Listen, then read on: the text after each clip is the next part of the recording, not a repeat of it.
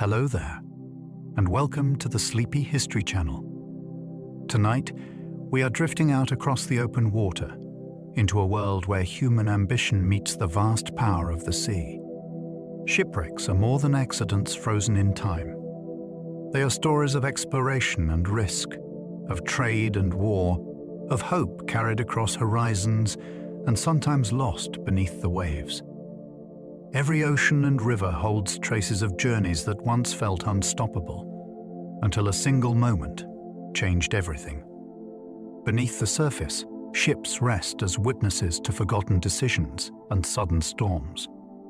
They carry echoes of everyday life, from cargo meant for distant markets to personal belongings never reclaimed. Some wrecks reshaped nations and laws.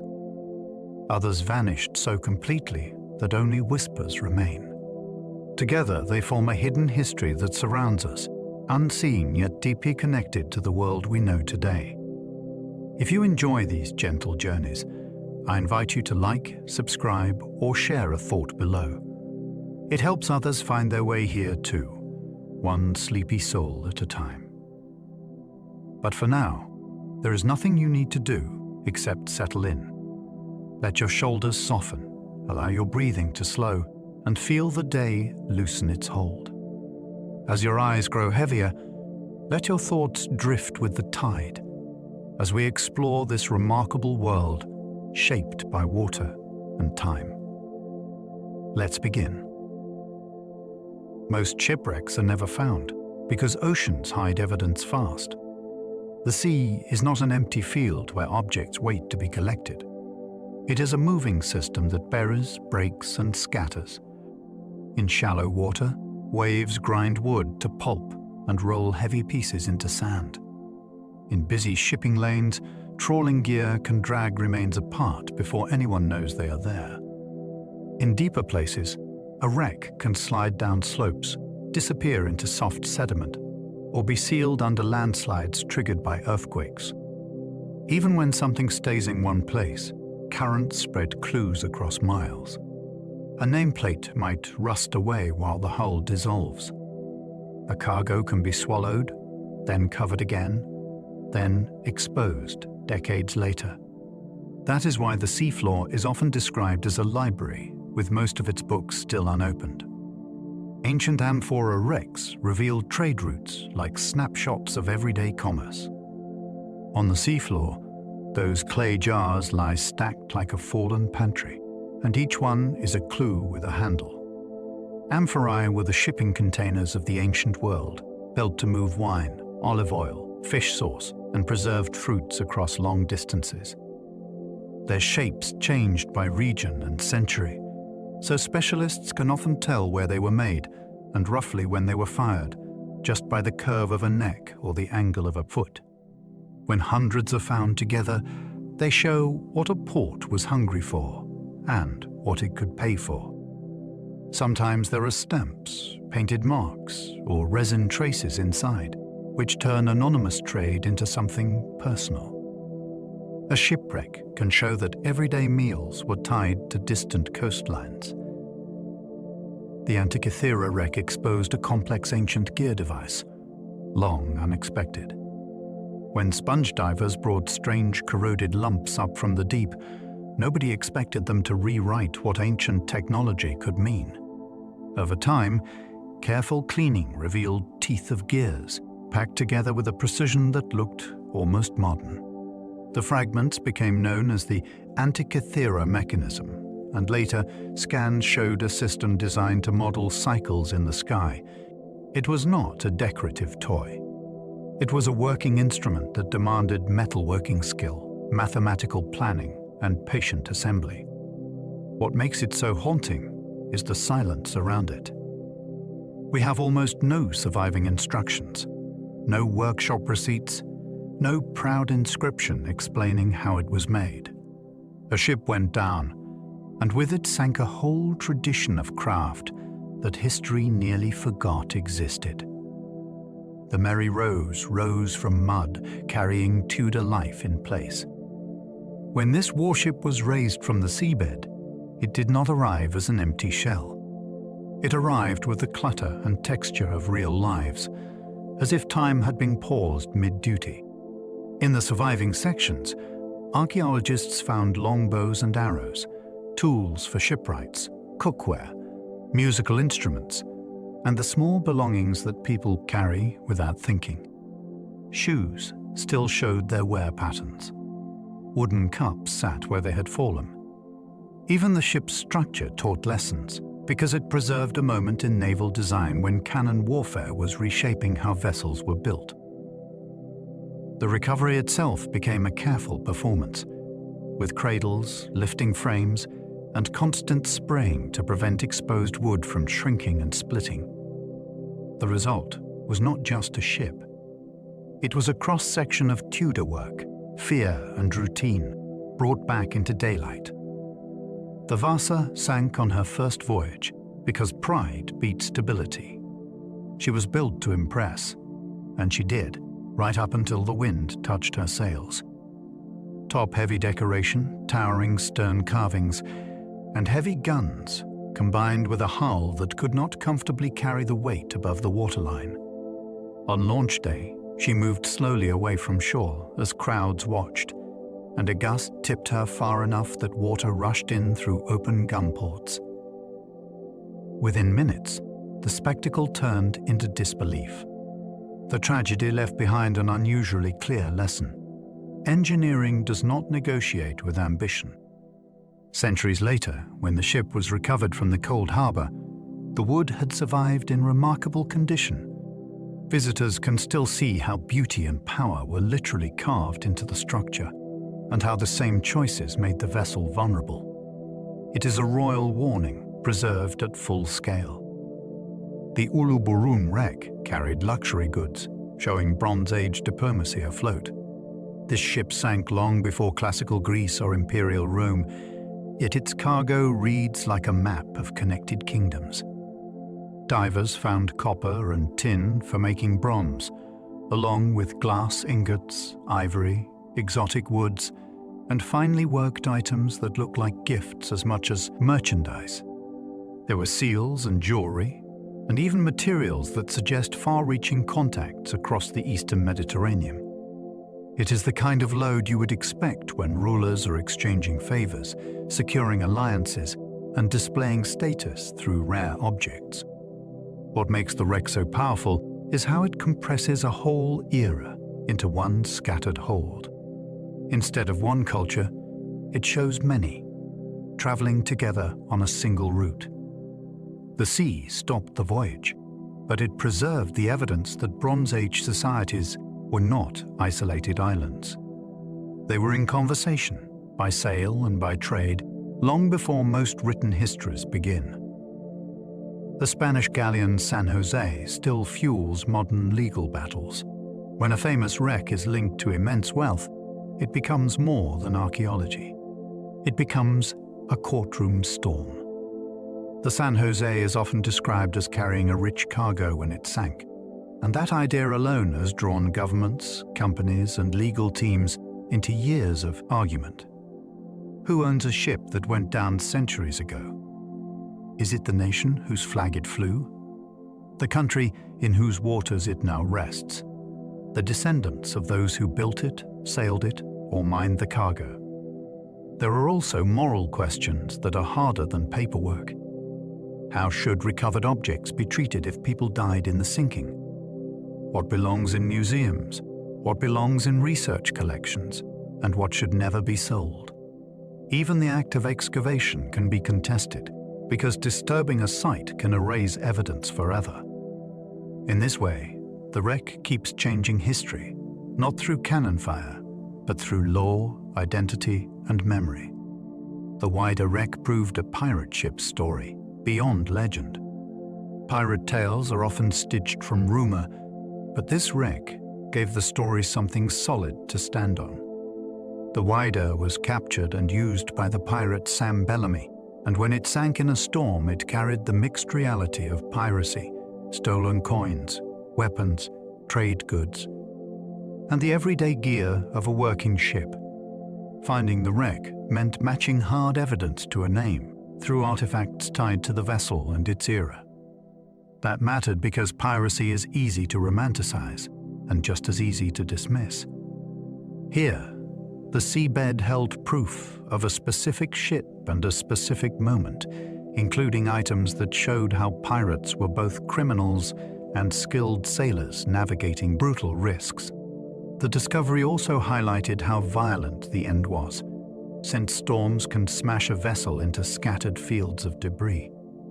In the end, the wreck grounded the myth in material truth and made the human cost harder to ignore. But the Tavia wreck became a tale of mutiny, murder, and survival. Some shipwreck stories turn dark after the sinking, when the true danger becomes other people. After the Batavia ran aground off the coast of Australia, survivors were stranded with limited supplies and fragile leadership. What followed was not a simple wait for rescue. It was a collapse of order that spiraled into terror as a group seized control and began targeting others. The wreck site and the islands nearby became a stage for fear, resistance, and desperate choices, with ordinary passengers forced into roles they never imagined. What makes this episode so gripping is the contrast between maritime routine and sudden moral crisis. A voyage built on rules and hierarchy ended in improvisation, violence, and survival tactics. Later investigations and surviving accounts exposed the scale of what happened, and the wreck became a historical warning about power in isolation. It is a reminder that shipwrecks do not always end when the ship is lost. The SS Andrea Doria collision showed how radar can still mislead. Radar feels like certainty, a glowing answer in the dark, yet it still depends on human judgment. In thick fog off the American coast, two large ships, the Italian liner Andrea Doria and the Swedish vessel Stockholm, approached each other with limited visibility. Both had radar, and both believed they understood the other's position and movement. Small assumptions, slight interpretation errors, and changing courses combined into a moment that became unstoppable. The impact tore into the liner, and the situation changed from navigation to evacuation. What followed also showed something hopeful, because nearby ships responded and many lives were saved through coordinated rescue. Still, the collision left an enduring lesson for mariners. Instruments do not remove uncertainty, they translate it. A screen can suggest clean geometry, while the real sea is full of motion, speed, and imperfect information. The story remains a case study in how modern tools can create confidence that outruns caution. The Edmund Fitzgerald tragedy became a lesson in Great Lakes power. People sometimes forget that inland seas can behave like oceans until a storm proves it. The Edmund Fitzgerald was a massive ore carrier on Lake Superior, built for heavy loads and long runs, and it still vanished with all hands during fierce weather. The loss shocked communities around the lakes because it challenged a sense of familiarity. This was not the distant Atlantic. This was home water, mapped and traveled for generations. Yet the Great Lakes can build steep waves and brutal winds, and cold water leaves little margin for survival. The mystery deepened the impact, since the exact sequence of failures remains debated, and that uncertainty keeps the story alive. Beyond the grief, the tragedy pushed renewed attention toward forecasting, ship design, and operating practices on the lakes. It also left a cultural echo, as songs and memorials turned a working vessel into a symbol of the region's respect for weather. The lesson is simple and unsettling.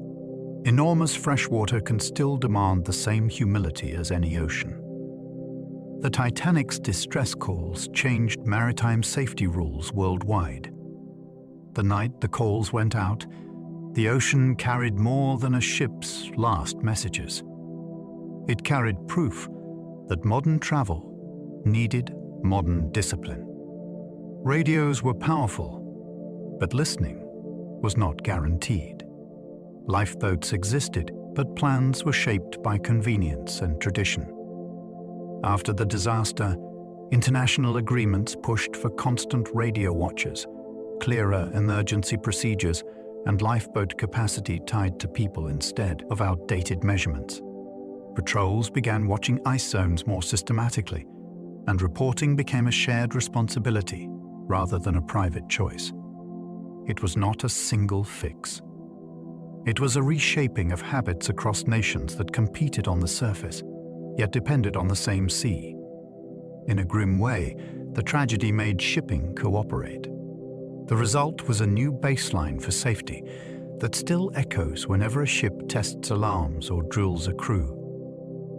Wooden ships can vanish quickly, but their cannons often outlast centuries. Wood is a feast. In many waters, organisms chew it, bacteria soften it, and storms splinter it. A hull can become a dark stain on the seabed, then nothing at all. Iron and bronze behave differently. A cannon is dense, stubborn, and heavy enough to sink straight into mud where oxygen is limited.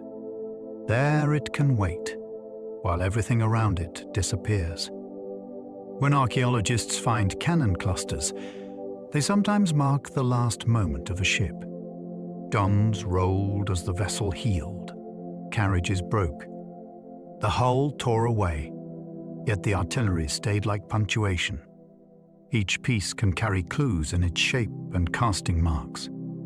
Some cannons were imported, and that hints at alliances. Some were local, and that hints at industry. The strange part is emotional. A weapon becomes one of the gentlest witnesses because it simply stays. Shipwreck maps keep growing because storms keep rewriting coastlines. Coasts look stable on postcards, but they are always in motion. A storm can carve a new channel through a sandbar in one night. It can move dunes inland or strip them away, exposing rock that used to be protected. The ships, those changes matter. A harbour entrance can shift just enough to confuse a navigator who trusted last season's knowledge. A reef can be uncovered by a storm surge, then hidden again under fresh sand. When the shoreline changes, it also changes the places where wrecks appear. Timbers may be revealed on a beach, then smashed apart by the next swell. A wreck that was buried can re-emerge, tempting scavengers and historians alike. That is why wreck charts never feel finished. The sea is still editing the margins, and the land keeps turning pages. Some wrecks sit upright on the seabed, like they parked and waited. Not every sinking is a violent explosion of debris. Sometimes a ship loses buoyancy slowly. Water seeps in, pumps fight, and the vessel settles lower with each hour. If the sea is calm and the bottom is flat, the final descent can be eerily controlled. The bow may touch first, then the stern follows, and the ship comes to rest with decks level. That posture can preserve layout and space in a way that feels almost theatrical. Cabins remain rooms. Corridors remain corridors. Cargo holds still look like holds. For divers and remote vehicles, an upright wreck can feel like entering architecture instead of rubble. It also creates perfect hiding places for marine life, which intensifies the sense of occupation. The ship is gone from the surface, yet below it looks prepared for a crew that will never return. A single wreck can become a thriving reef within just years. When a ship settles, it becomes hard ground in a world that is often soft.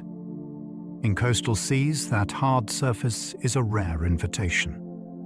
Algae and tiny larvae arrive first, then crustaceans, then corals or sponges, depending on the water. Small fish use beams and portholes as shelter, and larger hunters soon learn the site like a schedule. Over time, the metal and wood turn into a maze of shade, current breaks, and hiding places. That structure concentrates life, and it can change local food webs in ways you can see with a mask and fins. What began as a human disaster can become a neighborhood. Divers sometimes return each season to watch the community shift, as if the sea is patiently rebuilding a new kind of ship out of living bodies. Many famous lost treasures were ordinary cargo, turned legendary by rumor. The word treasure makes people imagine crowns and chests. In reality, much of what sank was practical wealth, and practical wealth is easier to romanticize after it disappears. Copper ingots, barrels of nails, bolts of cloth, and bundles of raw dye could be worth a fortune in the right port. Spices could pay a crew. Timber and tar could keep a navy alive. Once a ship was gone, numbers started to float. Merchants exaggerated to impress investors.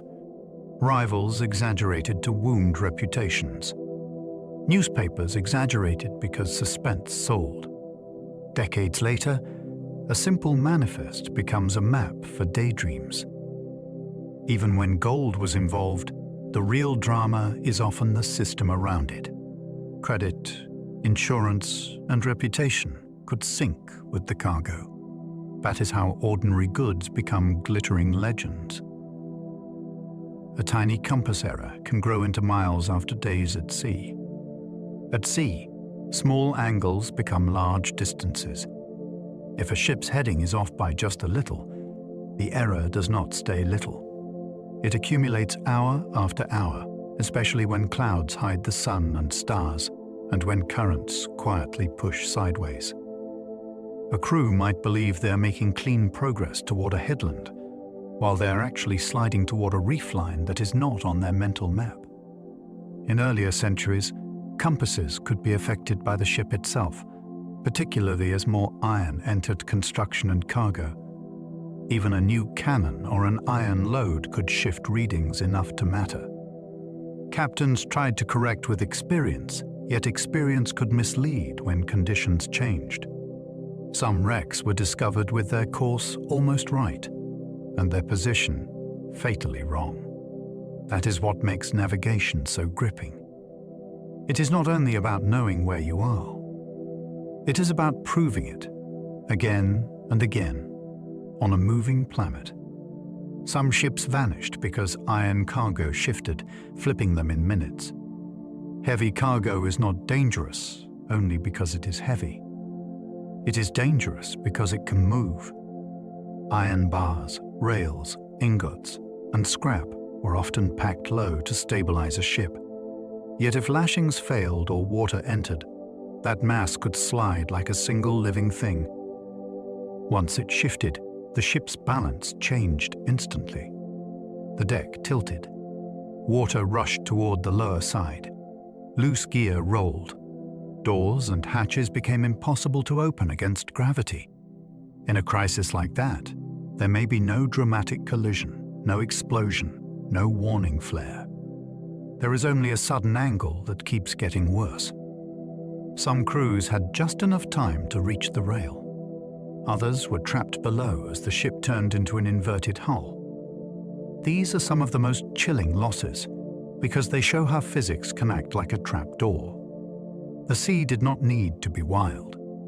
The ship carried its own hazard in the hold. The Battle of Jutland left wrecks that still hold unanswered questions. Jutland was vast, loud, and fast, with fleets maneuvering in smoke and confusion. When ships went down, they often did so under intense fire, and the sea swallowed evidence that might have settled arguments on the spot. That is why the wrecks matter. They are not just memorials. They are records. The angle of a torn plate can hint at where a shell entered. A collapsed turret can suggest a magazine disaster. The scattering of debris can show how a ship broke as it sank. Yet even with modern surveys, mysteries remain, because metal corrodes, currents shift artifacts, and some sites are treated with the restraint they deserve as Akeen. War graves. The battle's outcome has been debated for generations, and the wrecks sit at the center of that debate, silent and heavy. They remind us that history can be documented and still incomplete when the final pages lie underwater. Pearl Harbor's sunken battleships became memorials in the water itself. When battleships sank in the harbor, they did not only mark a military loss. They became part of a place that people returned to remember. Some vessels were raised and repaired, while others stayed below, their shapes still present under the surface. Over time, the wrecks became a kind of underwater monument, where oil traces and visible outlines remind visitors that this history is not abstract. It happened here. The site carries layers of meaning. It is about surprise and grief, but also about the turning of national priorities and the long arc of war. For many, the most striking part is the stillness. A harbor is usually about movement, departures, and arrivals. Here, it holds a pause that never fully ends. The water becomes a lens over steel, and memory feels anchored. You do not need dramatic narration. The place itself does the speaking. The graveyard of the Atlantic earned its name from shifting shoals. Some stretches of coast gained dark nicknames because they collected ships the way a net collects driftwood. Off parts of the Atlantic seaboard, shoals and sandbars shift constantly, shaped by storms, tides, and competing currents. The water may look open and inviting, yet the depth can change abruptly, and waves can stand up into steep breaking surf when they meet shallow ground. For saving ships and early steamers, these were nightmare conditions. A vessel might run aground in a moment of poor visibility, then be pounded until it broke apart. Rescue could be heartbreaking, because the wreck might be close enough to see from shore while the surf made approach nearly impossible. Over generations, these coasts accumulated stories, warnings, and local expertise, and even that did not always save people. The nickname is not superstition. It is geography doing the same work again and again, and leaving a trail of hulls as proof. The Great Barrier Reef claimed countless hulls, long before accurate charts. A reef system can be breathtaking from above and merciless to a keel. The Great Barrier Reef stretches across a vast area with countless passages, bommies, and shallow rises that can surprise even experienced navigators. Before modern surveying, maps were incomplete and sometimes wrong, and a ship could enter what looked like safe water only to meet coral just below the surface. Once a hull is pinned on reef, waves drive it harder onto the sharp structure, and coral can tear wood and metal like a saw.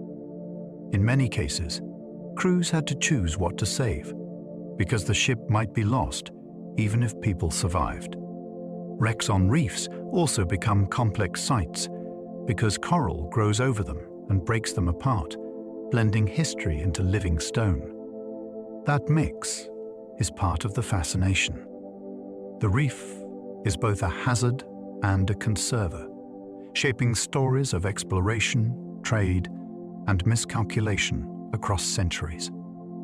The Bermuda Triangle stories persist, but most losses fit ordinary causes. The legend is powerful because it offers a single mysterious explanation for many separate events.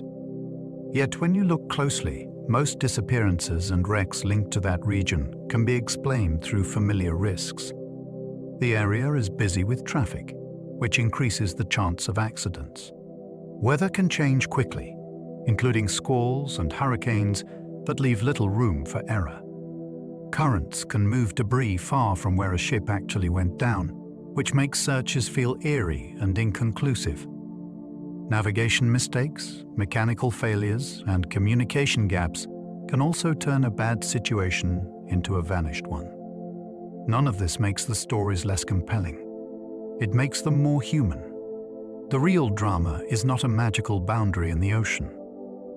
It is the way uncertainty grows when evidence sinks, when reports conflict, and when the sea refuses to give a neat ending. Mystery often comes from missing data, not missing physics. A wreck can preserve food, clothing, and tools, sealed in cold darkness. In the right conditions, the seafloor becomes a kind of vault. Cold slows chemical reactions. Darkness reduces many forms of growth. If a wreck is quickly covered by silt, oxygen can drop so low that decay crawls. That is when fragile items have a chance. Leather can survive. Fabric can survive. Wooden utensils can survive. Even sealed containers can keep their contents long enough to be identified, and sometimes even smelled when opened in a lab. What makes this so powerful for history is the ordinary nature of the objects. A spoon tells you how people ate. A boot tells you how they walked. A needle tells you what needed repair on long voyages. These are details that rarely make it into official records. A cold, quiet seabed can protect the smallest evidence, and it can hand it back centuries later with surprising clarity. Many sailors survived wrecks by clinging to floating spars for days. Before modern survival suits and locator beacons, endurance was often all a person had. When a ship broke apart, the sea filled with improvised lifeboats. Masts, yardarms, hatch covers, and even barrels could keep someone above water if they held on and managed their energy. The hardest part was not only the cold. It was thirst, exposure, and the slow drift away from shipping routes.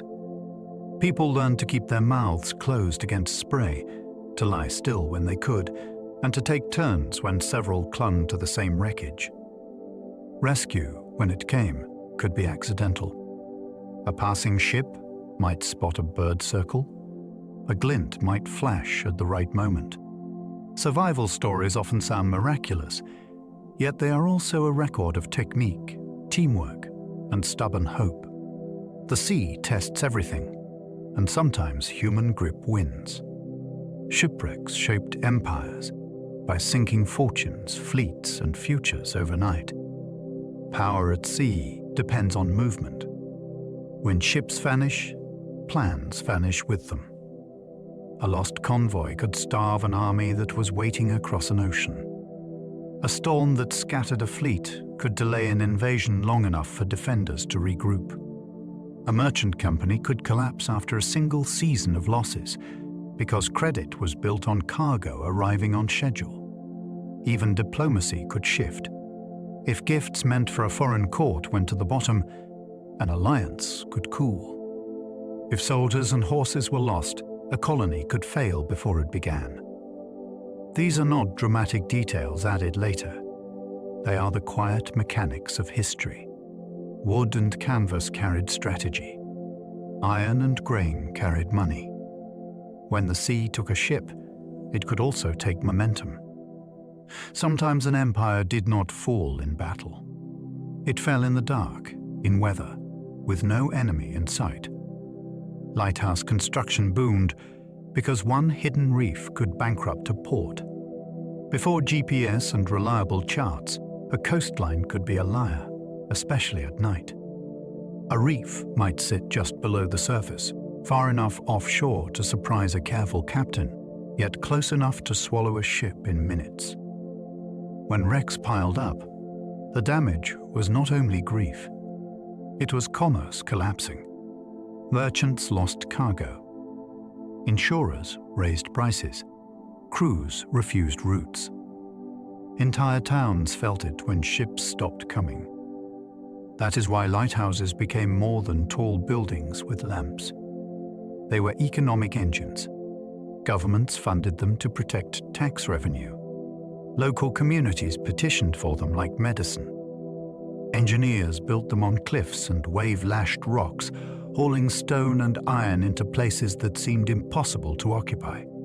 Each sweeping beam was a promise to sailors and a lifeline to the people waiting on shore. Many wrecks happened within sight of land when relief turned risky. Land can feel like safety, and that feeling can be dangerous. After days at sea, a captain might push onward through worsening weather because the harbor seems close. A tired crew might relax their vigilance because they can smell smoke from chimneys. Yet near shore, hazards multiply. There are shoals, surf, hidden rocks, and complex currents that fight the helm. Waves steepen as they meet shallow water, and they can slam a hull harder than open ocean swells. In bad conditions, a ship that could ride out a storm offshore might be destroyed while trying to enter port. Some disasters began with a simple decision, made under pressure, in sight of people watching from the beach. Those witnesses could do almost nothing, except light fires, ring bells, and hope a lifeboat could launch. The cruel twist is that closeness can turn patience into panic. Fog can silence distance, turning a calm coast into a trap. Fog does not feel violent, yet it can erase the world. A shoreline that would normally guide a ship becomes a blank wall, and sound becomes unreliable. Waves might seem near when they are not. A bellbuoy can ring without revealing its direction. Two ships can hear each other's horns and still misjudge speed, angle, and distance. In that soft grey, captains once relied on instinct, lead lines, and slow, cautious movement. Even then, mistakes piled up. A current could set a vessel sideways while the crew believed they were holding a straight course. A rocky headland could appear suddenly, not as a warning, but as impact. Some of the most heartbreaking wreck reports describe calm water, no storm, and no time to react. Fog turns navigation into guesswork, and it punishes confidence first. Sandbars shift after storms, so yesterday's safe channel becomes today's grave. A sandbar is a moving landscape, shaped by tides and storms like a desert underwater. After heavy weather, the bottom can change so much that a familiar approach becomes a new puzzle. A channel buoy might still mark the old route, yet the deepest water has slid somewhere else. Pilots who knew every ripple can be caught off guard because the sea has rearranged the floor while everyone slept. When a ship strikes a bar, it may not sink immediately. It can be held in place and battered by surf, each wave lifting and dropping the hull like a hammer. Cargo shifts. Timbers loosen. Rescue can be agonizingly close, because shallow water looks reachable, yet breaking waves make boats capsize. Many coastal graveyards of ships are really graveyards of sandbars. The danger is not malice. It is motion, constant and quiet, until it is not. Navigational charts once relied on lead lines, not satellites or screens. For centuries, finding safe water meant feeling it. Sailors lowered a weighted line until it touched bottom, then read the depth from knots and marks. Sometimes they smeared tallow on the weight, so it returned with sand, shell, or mud that hinted at location. That method demanded patience and teamwork, and it demanded time. In crowded waters or strong currents, time was exactly what you did not have. Charts were often compiled from these soundings, along with coastal sightings that could be distorted by haze or mirage. A small error in recording depth or a missed shoal could travel forward into new maps and new voyages. Yet the system also built remarkable knowledge. Harbors were described like stories, with warnings, landmarks, and customary tracks. When modern navigation arrived, it felt like magic, but the older method had its own intimacy. Sailors were literally in conversation with the seafloor. Overloading lowered freeboard, letting one wave become the final one. A ship's freeboard is its breathing room, the height of deck above the waterline. When that margin shrinks, the ocean does not need to be dramatic. It only needs one well-timed wave. Overloaded ships sat lower, which made them slower to respond and easier to swamp. Water that should have slapped harmlessly against the side could instead pour onto deck, then find seams, vents, and hatches. Once water was inside, it raised the ship's weight, lowered it further, and invited the next wave in. The danger was often tied to money. Each extra ton meant extra profit, and the temptation was strongest when oversight was weak and competition was fierce. Crews sometimes suspected the risk, yet refusing could mean losing a job. Many reforms in maritime history were driven by this grim arithmetic, where human lives were balanced against cargo value. A ship should ride the sea. When it is forced to carry too much, the sea collects the debt. A snapped rudder could doom a ship, even with perfect sails. Sails can drive you forward, but they cannot steer you alone. The rudder is the quiet authority that turns power into direction. If it breaks, the ship becomes a strong body with no spine. In calm water, a crew might rig emergency steering with ropes, spare spars, or even a dragged anchor acting like a brake. In heavy weather, those improvisations can fail fast. Waves shove the stern, wind pushes the bow, and the ship yaws unpredictably. Near land, that is terrifying, because you may be able to see the danger and still be unable to turn away. Historical wreck accounts sometimes describe crews setting sails in strange patterns, trying to coax the hull into a controlled curve. Sometimes it works. Sometimes it only slows the inevitable. A rudder failure is dramatic because it turns seamanship into improvisation, and it forces every decision into the present tense. You are not planning a voyage anymore. You are negotiating each minute. Fires were feared more than storms because they moved faster than wind. A storm gives you time to prepare, even if that time is brutal. Fire can take the ship in moments. On wooden vessels, tarred rigging, stores of oil, and packed cargo created fuel everywhere. Even on later ships, paint, rope, and textiles could turn a small flame into an advancing wall. Smoke was often the first killer, filling corridors and cabins before people understood what was happening. Panic made it worse, because opening a hatch could feed the fire with fresh air. At sea, you cannot step outside the danger. You live inside it. Some crews tried to flood compartments.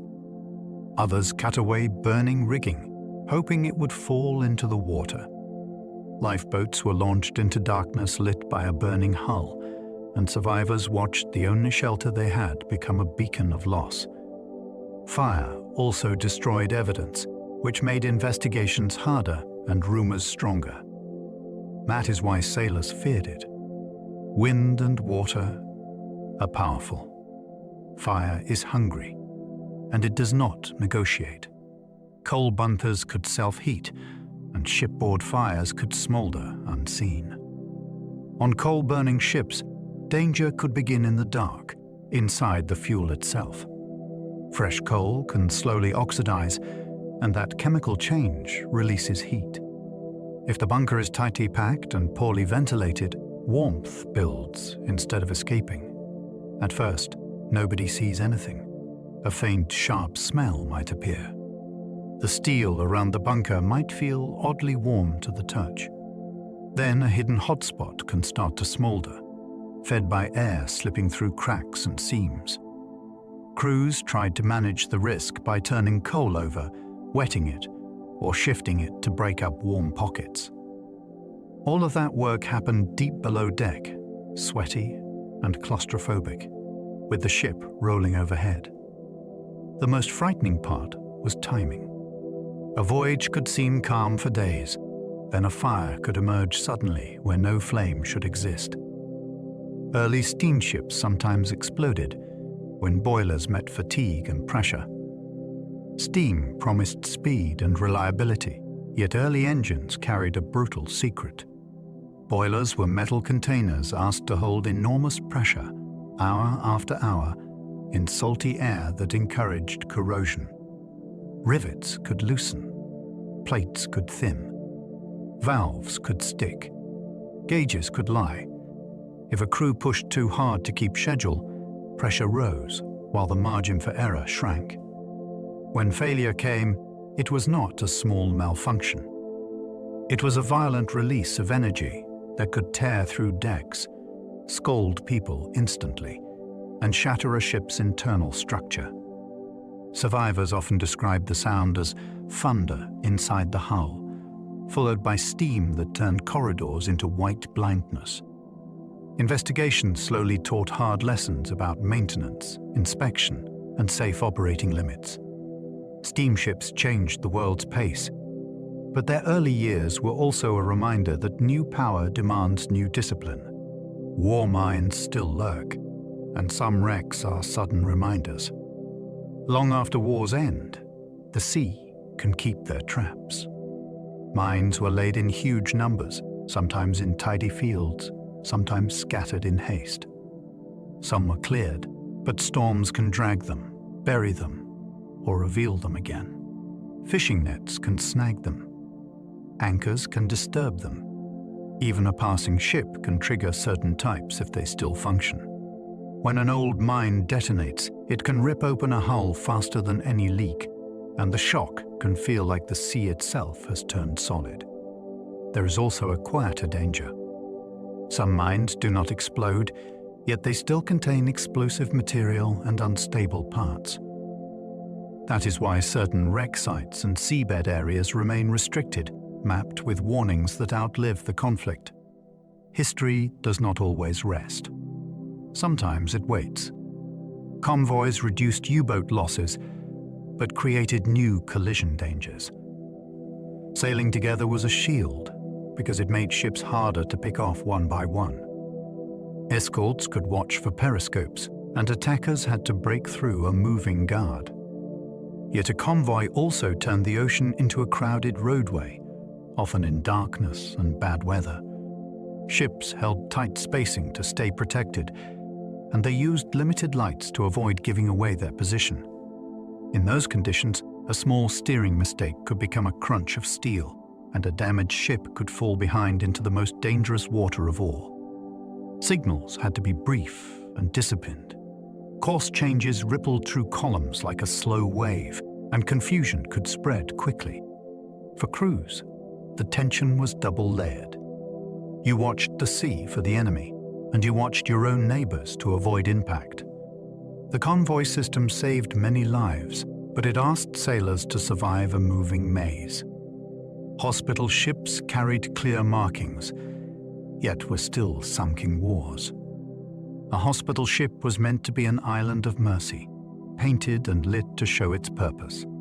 Inside were wards, surgeons, bandages, and the quiet routines of care carried across dangerous water. International rules tried to protect these vessels, yet war does not always respect symbols, and confusion can be deadly. Submarines might misidentify a target. Aircraft might strike in poor visibility. Some attacks were disputed, and others were grimly intentional. When a hospital ship goes down, the tragedy cuts deep because the passengers are already wounded, and the crew is focused on healing, not fighting. Survivors often faced cold water with limited ability to swim, and evacuation could turn chaotic fast. These sinkings became flashpoints in public opinion, shaping outrage, propaganda, and calls for accountability. They also remind us that even care can become vulnerable when the sea is part of the battlefield. Blockade runners gambled speed at night, and many never returned. A blockade is a ring of pressure meant to choke trade and supplies. Blockade runners tried to slip through that ring, often with shallow draft ships, powerful engines, and crews trained for nerve. They sailed at night, hugging coastlines and using darkness as camouflage. They cut lights. They muffled sounds. They watched the horizon for the faint shapes of patrol vessels, knowing that a single signal rocket could end the run. The cargo made the risk feel worth it. Medicine, weapons, cloth, and mail could keep an army functioning and a city supplied. Success brought profit and praise, while failure could mean capture, burning, or sinking under fire. Many were lost close to shore, where currents and sandbars left little room to maneuver. In history, blockade runners feel like daring stories, but at sea they were tense hours of listening, guessing, and pushing machines to their limits. Scuttling a ship can be strategy, turning a harbor into a wall. Sometimes a commander chooses to sink a ship on purpose, not as surrender, but as architecture. A large hull can block a narrow channel, protect a harbor from attack, or prevent an enemy from using port facilities. The decision can be urgent, made with maps spread on a bridge while threats close in.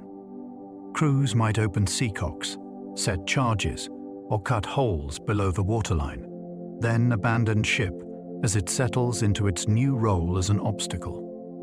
The strange thing is what comes after. A scuttled ship may become a permanent feature, shaping currents and forcing new navigation routes. It can also become a symbol because it represents a choice to sacrifice expensive machinery for time and position. In some places, scuttling created underwater barriers that changed the course of battles without firing another shot. The ship stops being a vehicle and becomes terrain. Some wrecks were deliberate, to deny supplies to an enemy. Not every sunken ship is a surprise. In war and revolution, crews sometimes destroyed their own vessels to keep them out of hostile hands. A transport loaded with food, fuel, or ammunition could be more valuable captured than sunk, so sinking became the harsh form of protection. The act could be quick or methodical. Some ships were burned at the pier so their cargo could not be salvaged.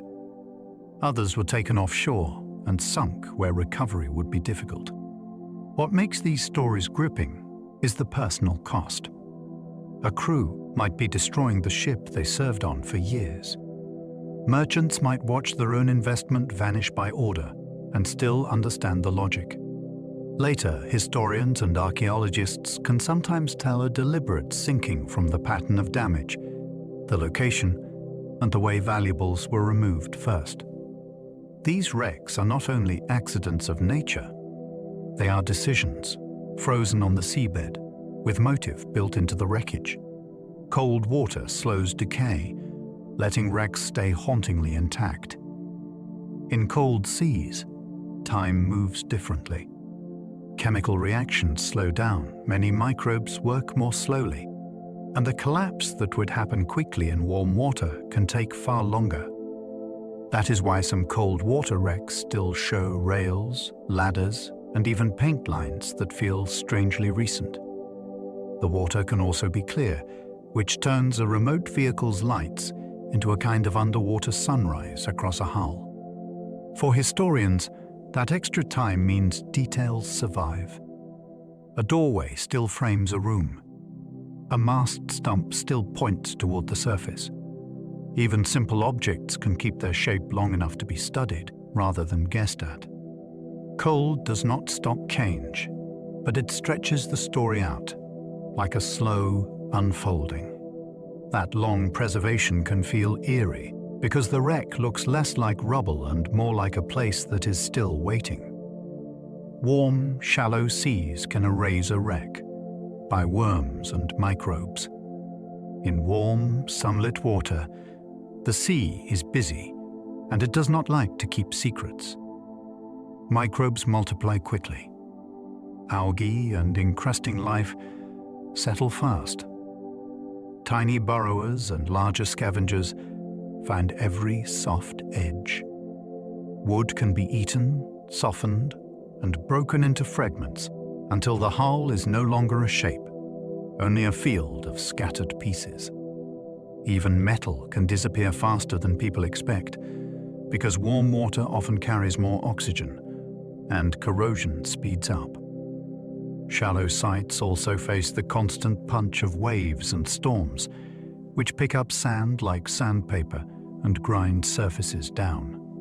A wreck might survive one season as a recognizable outline, then return the next year as an empty patch with a few anchors and stones. That is why discovery can feel urgent in warm seas. If nobody records it soon, the sea may edit it into silence. Shipworms can turn timbers to lace, leaving only nails behind.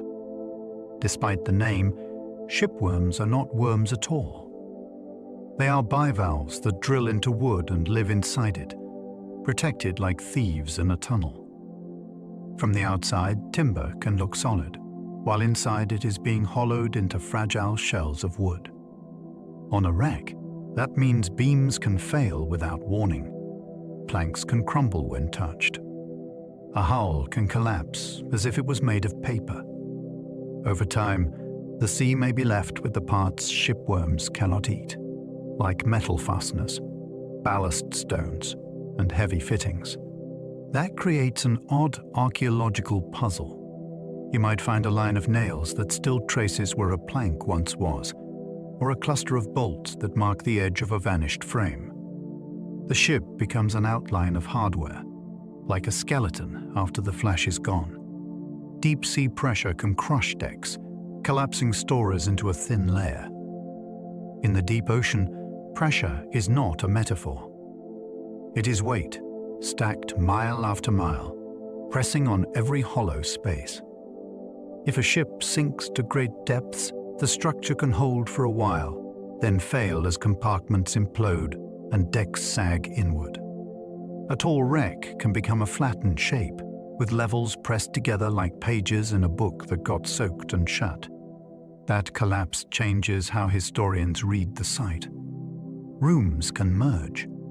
Furniture can be smashed into unrecognizable slabs. A staircase may end against a ceiling that is now a floor.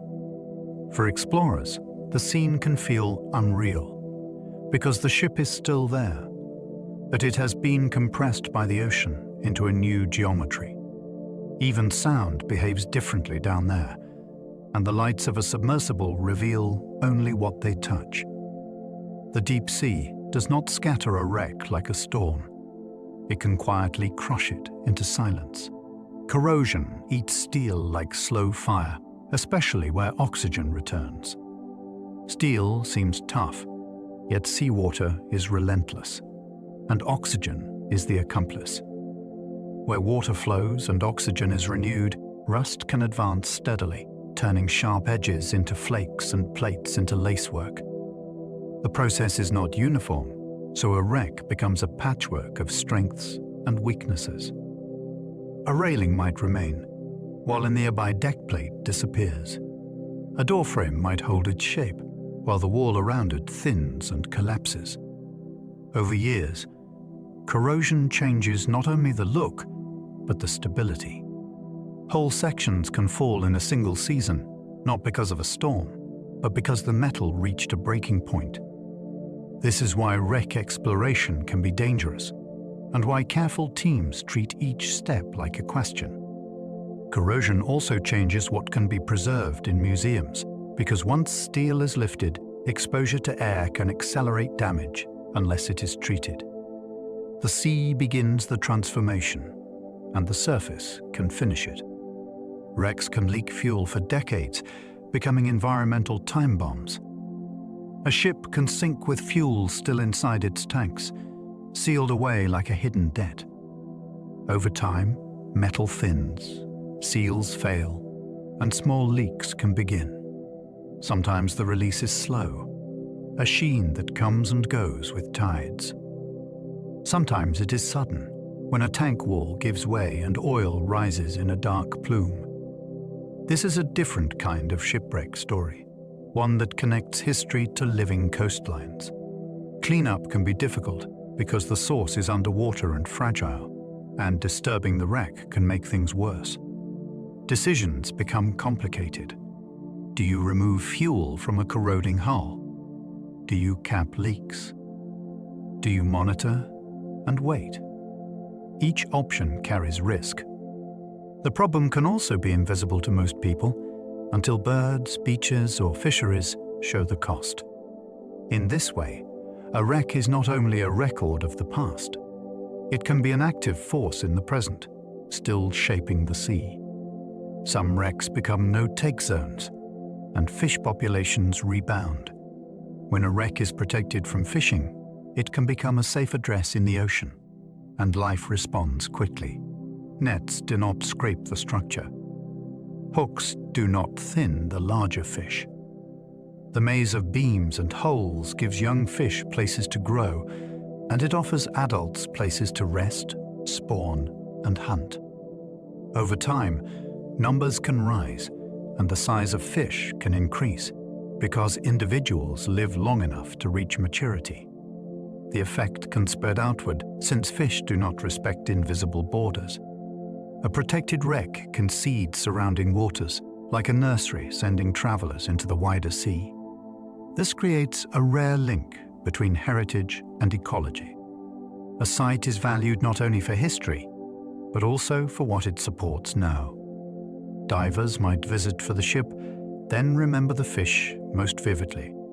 In a world where many habitats are stressed, a no-take wreck can become an unexpected pocket of resilience. Artificial reef wrecks are planned and still feel like accidents.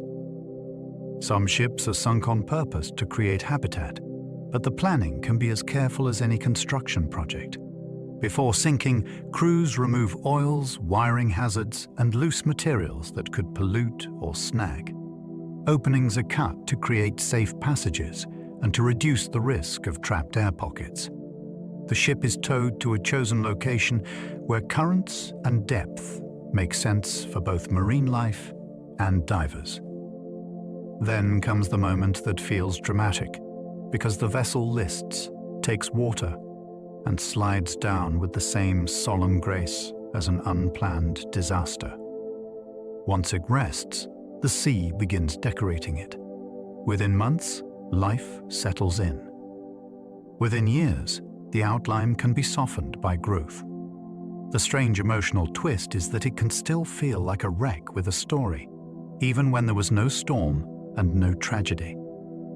It becomes a stage for imagination and a home for real creatures at the same time.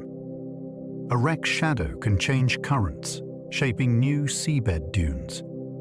A ship on the seabed is not only an object. It is an obstacle that water must flow around. Currents accelerate along edges, slow in sheltered pockets, and swirl behind the hull in curling eddies. That shifting flow can move sand grain by grain, building ripples that grow into dunes, then sliding them into new patterns after storms. Over time, the wreck can partly bury itself, not by sinking deeper, but by being surrounded by the landscape it helped create.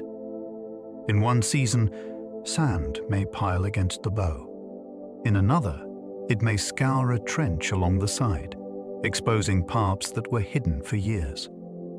This constant reshaping changes what divers see, and it changes what archaeologists can study. A site is not a fixed museum display. It is a living shoreline underwater, and the ship is now part of the geography. The sea does not only hold the wreck, it uses it. Wrecks create shelter, and predators often patrol their edges. Structure in the ocean is like a city in a plain. Small fish gather first, because beams and cavities offer hiding places from open water hunters. Crabs and lobsters claim crevices. Schools form tight, shimmering patterns around the wreck's outline, using it as a reference point in a featureless world. Then predators arrive, not because they love the ship, but because they love what the ship concentrates. Barracuda may hover at a distance, watching for stragglers. Groupers may wait near doorways like bouncers. Sharks sometimes cruise the perimeter, using the wreck as a boundary line in their search. The scene can be mesmerizing because it feels organized, almost choreographed. The wreck becomes a meeting place between fear and appetite, concealment and pursuit. For humans, it is also a reminder that the sea is never empty. Even a dead ship can create a living drama, repeating day after day, as long as the structure remains. Archaeologists read cargo like diaries because trade tells human priorities. A ship's hold is a shopping list written by an entire society. When archaeologists map a cargo, they are not only counting objects. They are listening for motive. Grain suggests hunger or provisioning. Timber suggests building booms or naval expansion. Fine ceramics suggest taste, status, and dinner tables meant to impress. Raw materials beside finished goods can reveal who made things, who bought them, and who controlled the profitable middle steps. Even the way items are packed tells a story. Fragile goods cushioned near the center hint at careful planning. Cheap bulk goods crammed into every corner hint at slim margins and high demand. This is why wrecks can feel more intimate than royal chronicles.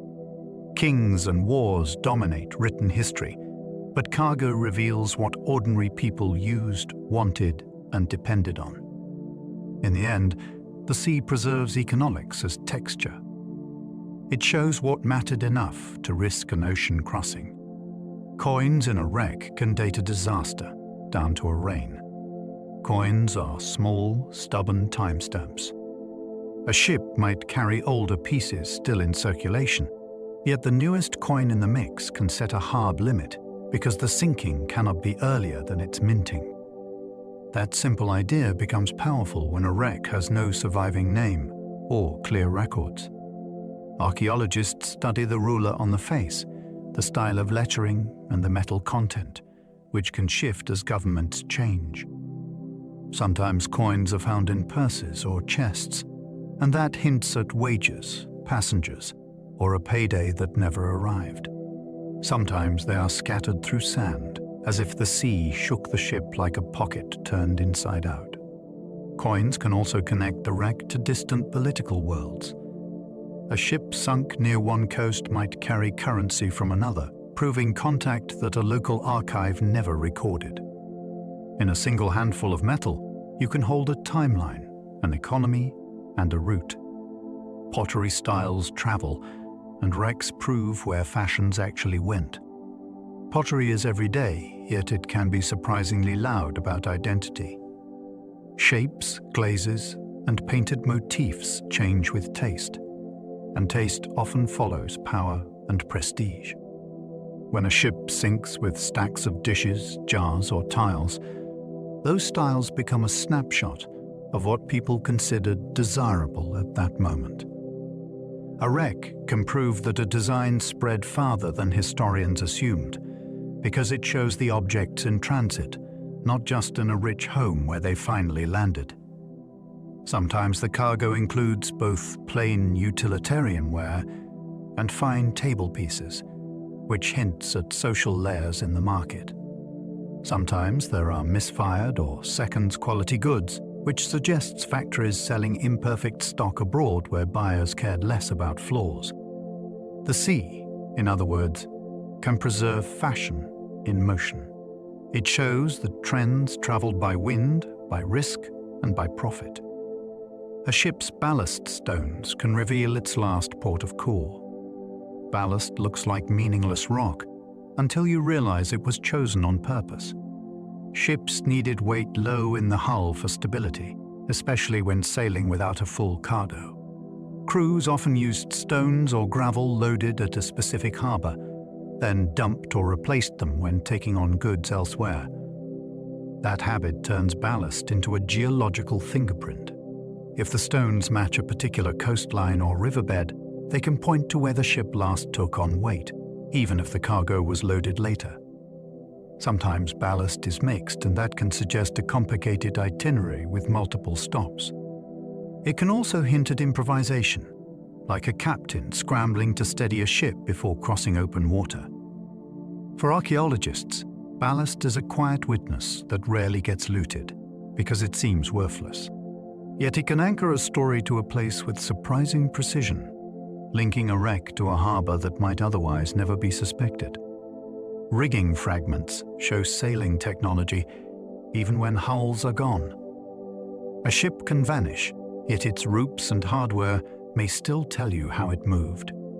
blocks, pulleys, deadeyes, and cleats reveal the logic of forces, because every line had a job. The size of fittings hints at sail area and expected loads. The materials hint at resources and trade, since good rope required strong fibers and careful twisting. Even a single cluster of rigging parts can indicate whether a vessel was built for speed, heavy cargo, or long endurance. Sometimes the hull timbers are too decayed to interpret, but metal fastenings and rigging hardware survive well enough to map the ship's working life. This kind of evidence is also wonderfully human. Rigging was handled by hands every day. It was climbed, repaired, and trusted in bad weather. Finding those fragments is like finding the fingerprints of seamanship. You can almost hear the creak and feel the pull, even when the ship itself has become a shadow. Stacked barrels can preserve scent traces, hinting at wine, oil, or tar. Barrels were the quiet workhorses of global trade. They carried liquids, salted food, and sticky ship supplies, and they were built to survive rough handling. When wrecks preserve barrel stays or their metal hoops, researchers sometimes find more than shape. Residues can cling to wood, and that residue can hold chemical signatures that point to what was stored inside. In rare cases, the smell itself can be noticeable during careful conservation, which feels like an impossible message from the past. The implications are vivid. Wine hints at celebration, ritual, or profit. Olive oil hints at cooking and lamps, which means daily life as much as luxury. Tar hints at maintenance and the constant labor of keeping a ship seaworthy. Barrels can also show logistics because their uniform sizes allowed counting and taxation. A wreck full of barrels is not just a lost cargo. It is a glimpse of supply chains, diets, and the practical substances that kept empires running. Ship bells survive, and their inscriptions often name the lost. A ship's bell was more than decoration. It marked time, signaled watches, and rang warnings through fog and storm. Because bells are dense and durable, they often survive when wood and paint do not. Many carry inscriptions, which can include a ship's name, an owner, a port, or a launch year. That makes a bell one of the most direct ways to return identity to an anonymous wreck. There is also a human weight to it. Bells were heard by everyone on board, from officers to cooks, so they feel communal in a way that a captain's log does not. When a bell is found, it can connect a wreck to records, families, and a broader story of where the ship was going and why. Yet it can also raise hard questions about recovery and respect, because a named object can turn a site into a memorial. The bell survives, and suddenly the silence has a voice. Personal items make wrecks intimate, like combs, pipes, and shoes. Cargo can be impressive, but personal items are what make a wreck feel inhabited. A comb suggests routine, even in cramped quarters. A clay pipe suggests breaks, conversation, and habits carried across oceans. A shoe suggests a body, its weight, and the deck it walked. These objects shrink the distance between then and now, because they are the same kinds of things people still lose in couches and car seats. In a wreck, they are often found in strange positions, tucked in corners or trapped under collapsed beams, which hints at the chaos of the final minutes. Personal items can also reveal diversity on board. Different styles of buttons, charms, or tools can suggest sailors from multiple regions, each with their own small world. For historians, these finds are precious because they rarely appear in official documents. A manifest lists barrels. It does not list a favorite pocket knife. The sea does, if conditions are kind. A single broken plate can identify a ship's mess and its class. Sometimes the most ordinary fragment is the strongest clue. Plates and cups were often stamped with maker's marks, patents, or institutional logos, especially for navies, passenger lines, or large companies that bought in bulk. A broken plate can therefore point to a supplier, a time period, and even the kind of people who ate from it. Fine porcelain suggests a ship that catered to comfort and status. Thick plain ware suggests hard use and practicality. The number of identical fragments can hint at scale, whether this was a small crew or a floating community. Even the location of shards matters. If tableware is concentrated near one area, it can help map where meals were served and how the ship was organized. The emotional impact is subtle. A plate is not a weapon or a treasure. It is a reminder that before disaster, people were doing normal things like eating, arguing, laughing, and planning tomorrow. Wreck sites are time capsules, but looting can destroy the story. A wreck is a site where objects keep their relationships, and those relationships are the real evidence. A tool beside a particular hatch suggests a job in progress. A cluster of cargo near a break in the hull suggests how the ship failed. When looters remove items, they often remove the context that makes those items meaningful. A coin in a pocket tells a different story than a coin on a collector's shelf. A navigational instrument without its location on the wreck becomes a decoration, not a clue. Looting can also damage fragile structures, causing collapses that erase areas forever. Some people defend it as rescue, but uncontrolled salvage is closer to burning pages out of a book. This is why many wrecks are protected by law and by community ethics, and why responsible archaeology documents carefully, even when it lifts nothing. The goal is not simply to possess the past. It is to understand it, intact enough to speak truthfully. Underwater mapping uses sound, turning echoes into detailed seafloor portraits. Sonar is like painting with pulses you cannot hear. A survey ship sends sound down, and the returning echoes sketch ridges, gullies, and hard objects with surprising clarity. When a wreck is present, those echoes can reveal its outline even through darkness, depth, or murky water that would defeat cameras. Modern systems can sweep wide areas, then zoom in to show features like broken masts, scattered debris fields, and the subtle trench a hull can carve as it settles. The result is a map you can almost walk across in your mind, with slopes and shadows translated into data. What makes it thrilling is the moment a shape appears that does not belong to nature. A straight line, a right angle, a spine of metal on an otherwise smooth plane. In that instant, the seafloor stops being empty and becomes a scene. Magnetometers can spot buried iron, even when nothing is visible. Some wrecks hide completely under sand and still announce themselves through invisible pull. A magnetometer measures tiny changes in Earth's magnetic field, and iron objects disturb that field like a fingerprint. A cannon, an anchor, or a steel hull can create a signal even when the seabed looks undisturbed to the eye. Survey teams tow the instrument in careful lines, watching for spikes that rise and fall as they pass over something dense below. The pattern matters. A broad, slow hump can suggest a large hull. A sharp peak can suggest a compact object, like an engine block. Then, the search becomes a puzzle of patience. Divers or remote vehicles might probe gently, or take small cores, trying to confirm without tearing the site apart. It feels almost like detective work with a sixth sense.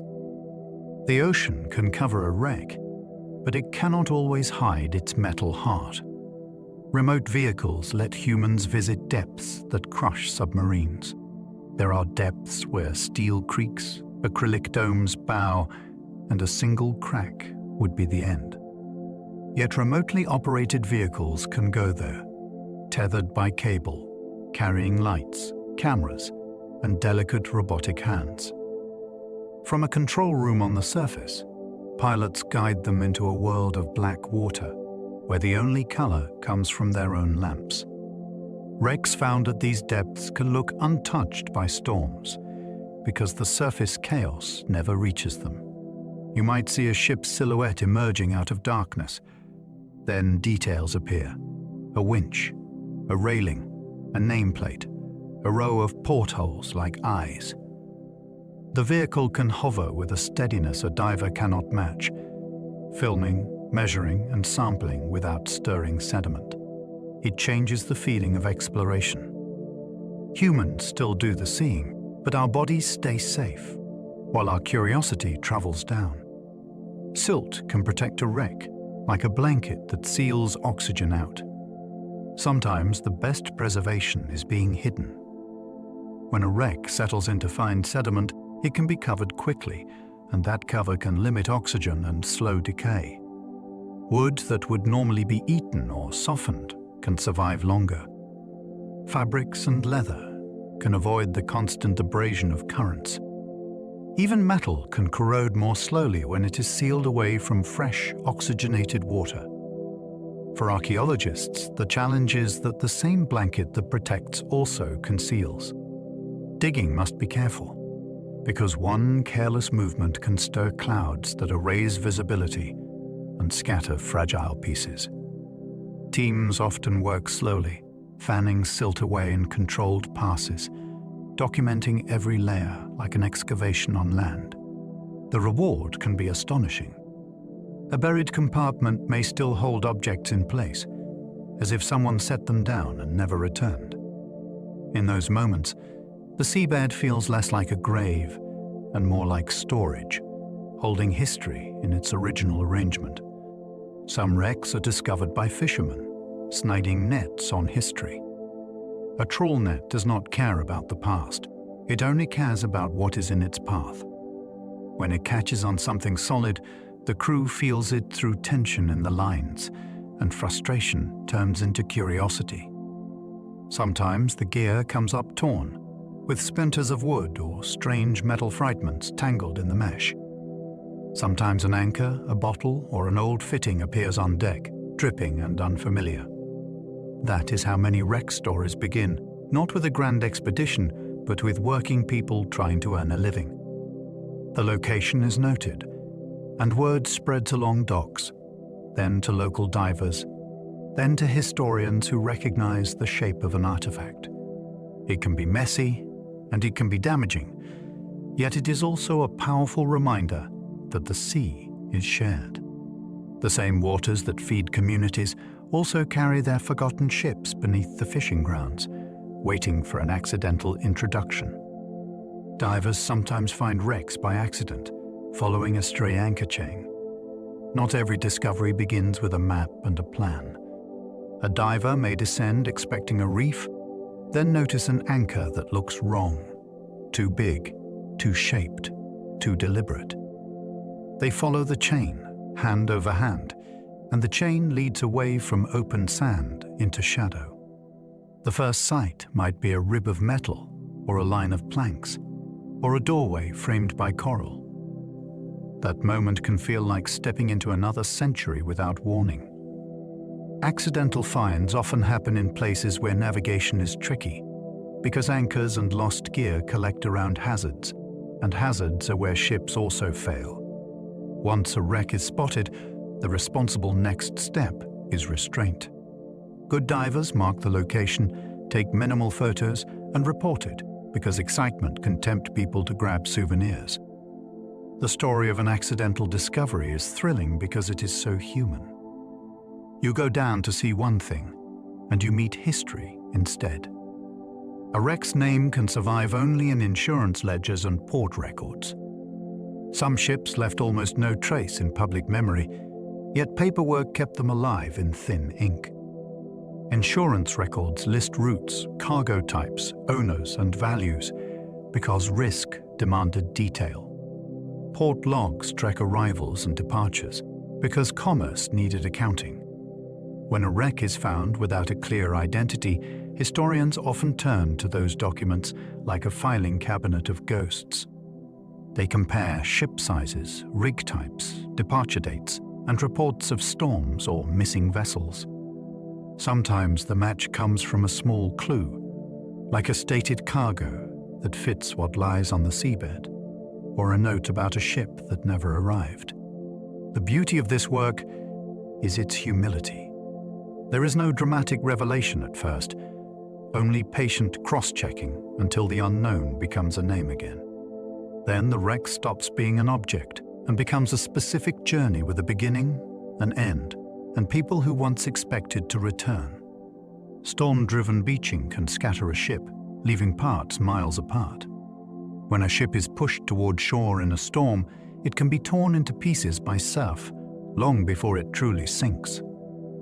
The hull may strike bottom, lift, strike again, and split under repeated impacts. Waves can drag timbers along the coast, rolling them like logs. Heavy items may drop quickly, while lighter pieces travel farther, carried by currents and wind. What results is not a neat wreck site, but a trail. An anchor might rest near a headland, cannons might lie in one cluster, and cargo might be spread like a spilled crate across miles of seabed and beach. This scattering can mislead searchers because one fragment feels like the whole story. It also complicates archaeology, since the relationships between objects were ripped apart by violence and motion. Yet there is a strange narrative in the spread itself. The coastline becomes a map of the ship's last hours, written in debris, showing where the sea grabbed, broke, and finally released. Cargo can drift ashore for months, turning coasts into strange markets. After a wreck, the sea sometimes delivers the ship in pieces, one tide at a time. Barrels, crates, timber, and bales can float, soak, and wash up far from the sinking. Communities along the coast have long watched for these arrivals, because flotsam could mean unexpected wealth or useful supplies. In some places, laws tried to control who could claim it, while local custom often had its own opinions. Imagine walking a beach and finding unfamiliar goods, still wrapped, still stamped, still smelling of another port. That kind of discovery can reshape a season. It can also cause conflict, because what washes ashore may belong to insurers, merchants, or governments that never set foot on that coastline. There is a moral tension too, since drift cargo is linked to loss at sea, and sometimes to lives that did not make it. The shoreline becomes a doorway between disaster and opportunity, and the objects carry that uneasy double meaning. Survivor accounts often disagree, because trauma reshapes memory under stress. When people live through a sinking, their brains are trying to do two jobs at once: survive and record. In the moment, attention narrows to breathe, grip, cold, and the next decision. Later, memory fills gaps with what seems to fit, and different minds fit different shapes. One person remembers the sound of tearing metal. Another remembers silence, because shock muted everything. Timelines shift, directions blur. Even conversations can be misremembered, especially when fear, exhaustion, and grief are involved. This does not make survivors unreliable in a careless sense. It makes them human.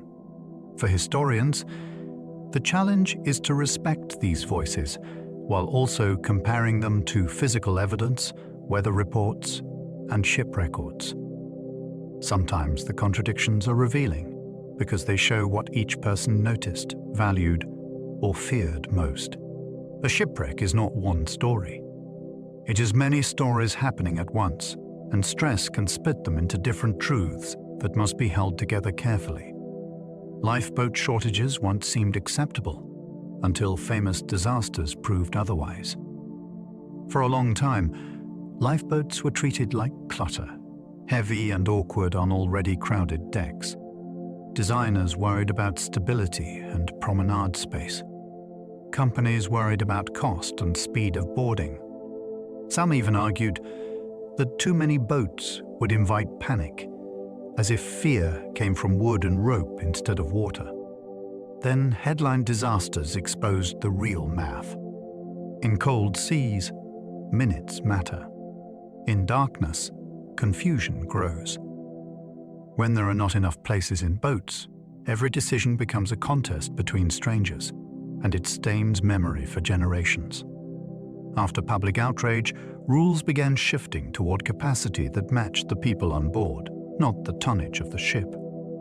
Drills and crew training gained importance too, because a boat that cannot be launched smoothly is only decoration. Safety culture often changes slowly. Shipwrecks forced it to change loudly. The concept of unsinkable ships collapsed when compartments met reality. The idea sounded comforting, like a spell against the sea. If a ship had watertight compartments, damage could be contained and the voyage could continue. In practice, the ocean is creative. Water can spill from one compartment to the next if bulkheads are not high enough. Doors can be left open for convenience. A long tier can open multiple sections at once. Even a slow flood can change trim and angle until new openings meet the waterline and invite more water in. The cruel part is that confidence can delay decisive action. People stay calm for longer because the ship is supposed to be safe. Then, when the tipping point arrives, it arrives fast. The lesson that followed was not that compartments are useless. It was that no single feature is a guarantee. Real safety is layered. It is design, maintenance, training, and respect for worst cases, even when the night seems ordinary. Radio watchkeeping became law because silence cost too many lives. Early wireless felt like a miracle, yet it came with a human weakness. Someone had to be listening. In the early days, radio rooms were staffed like offices, with hours and habits, and sometimes the operator was busy with paid messages while emergencies called into the dark.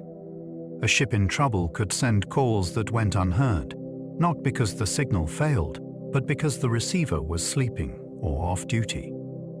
That gap became unacceptable after tragedies made the consequences public. Rules pushed ships toward continuous radio watches, clearer distress procedures, and better coordination between vessels and shore stations. The ocean is huge, but radio shrank it if the system stayed awake. For sailors, it changed the feeling of isolation. You could still be alone in a storm, yet you had a voice that might reach beyond the horizon. The law was written in loss, but it gave future crews a fighting chance. Shipwreck tales helped create modern weather forecasting and warnings. A wreck is sometimes the first evidence that a storm was bigger than anyone understood. Before satellites and dense observation networks, mariners were often the sensors. They wrote logs of pressure changes, strange clouds, wind shifts, and the timing of waves. When ships did not return, investigators gathered surviving reports from other vessels, coastal stations, and harbors, trying to reconstruct what happened. Over time, patterns emerged. Certain pressure drops signaled danger. Certain wind directions meant a system was deepening. Coastal communities began demanding warnings, not after the waves hit, but before. Telegraph lines and later radio allowed alerts to travel faster than ships could. Forecasting grew as a discipline that learned from mistakes, and shipwreck narratives were part of its data. Every loss became a case study, teaching meteorologists and mariners how quickly conditions can change and how early a warning must arrive to matter. The Plimsoll line exists because overloaded ships were quietly sacrificed. There was a brutal era when some ships left port already doomed, riding too low with cargo piled past safe limits. When those vessels vanished, the sea took the blame, and the business moved on. Loading more meant earning more, and the people at risk were often far from the boardrooms that profited. Public pressure eventually turned that hidden pattern into a visible mark. The plimsoll line, painted on the hull, showed how deep a ship could sit and still be considered safe under specific conditions. It gave inspectors, sailors, and dock workers a clear warning, and it made accountability harder to dodge. The mark looks simple, yet it represents a shift in moral logic. A voyage is not a wager where the crew pays the stake. It is a contract where safety must be priced in. One line of paint became a line in history, separating acceptable risk from quiet cruelty. Marine insurance grew from shipwreck risk, shaping global finance early. Long voyages were too expensive to be pure gambling, so merchants built systems to spread the danger. Insurance turned shipwreck risk into something that could be priced, argued over, and shared. That changed who could participate in trade. A merchant without a fortune could still ship goods if the loss would not destroy them completely. Ports became hubs of paperwork as well as cargo, with policies describing routes, seasons, and perils. Those documents created incentives for better practices, because safer ships could be cheaper to insure. They also created incentives for fraud, which led to investigations and stricter standards. Over time, marine insurance influenced banking, credit, and investment, because lenders cared about whether a cargo might vanish at sea. In a sense, shipwrecks helped invent modern financial caution. The ocean's unpredictability forced people to build trust systems strong enough to survive loss and flexible enough to keep trade moving. Salvage law rewards rescue, but can spark fierce ownership disputes. When something valuable is recovered from the sea, two stories collide. One story is about effort and danger, because salvage can be risky, expensive, and technically difficult. The other story is about ownership, because a ship and its cargo may still belong to someone, even after decades underwater. Salvage law tries to balance these ideas by rewarding successful recovery, especially when it prevents environmental harm or saves property from destruction. Yet the moment a wreck becomes known, competing claims can flood in. Governments may argue sovereignty. Companies may argue contracts. Families and cultural institutions may argue heritage. Courts must decide what counts as abandonment, what counts as a grave, and what counts as exploitation. The legal arguments can be intense because the stakes are not only money, they are identity and memory. A wreck can be a museum without walls and a vault without a lock. Salvage law is the attempt to set rules for that uneasy space. War graves at sea are protected because respect outlasts curiosity.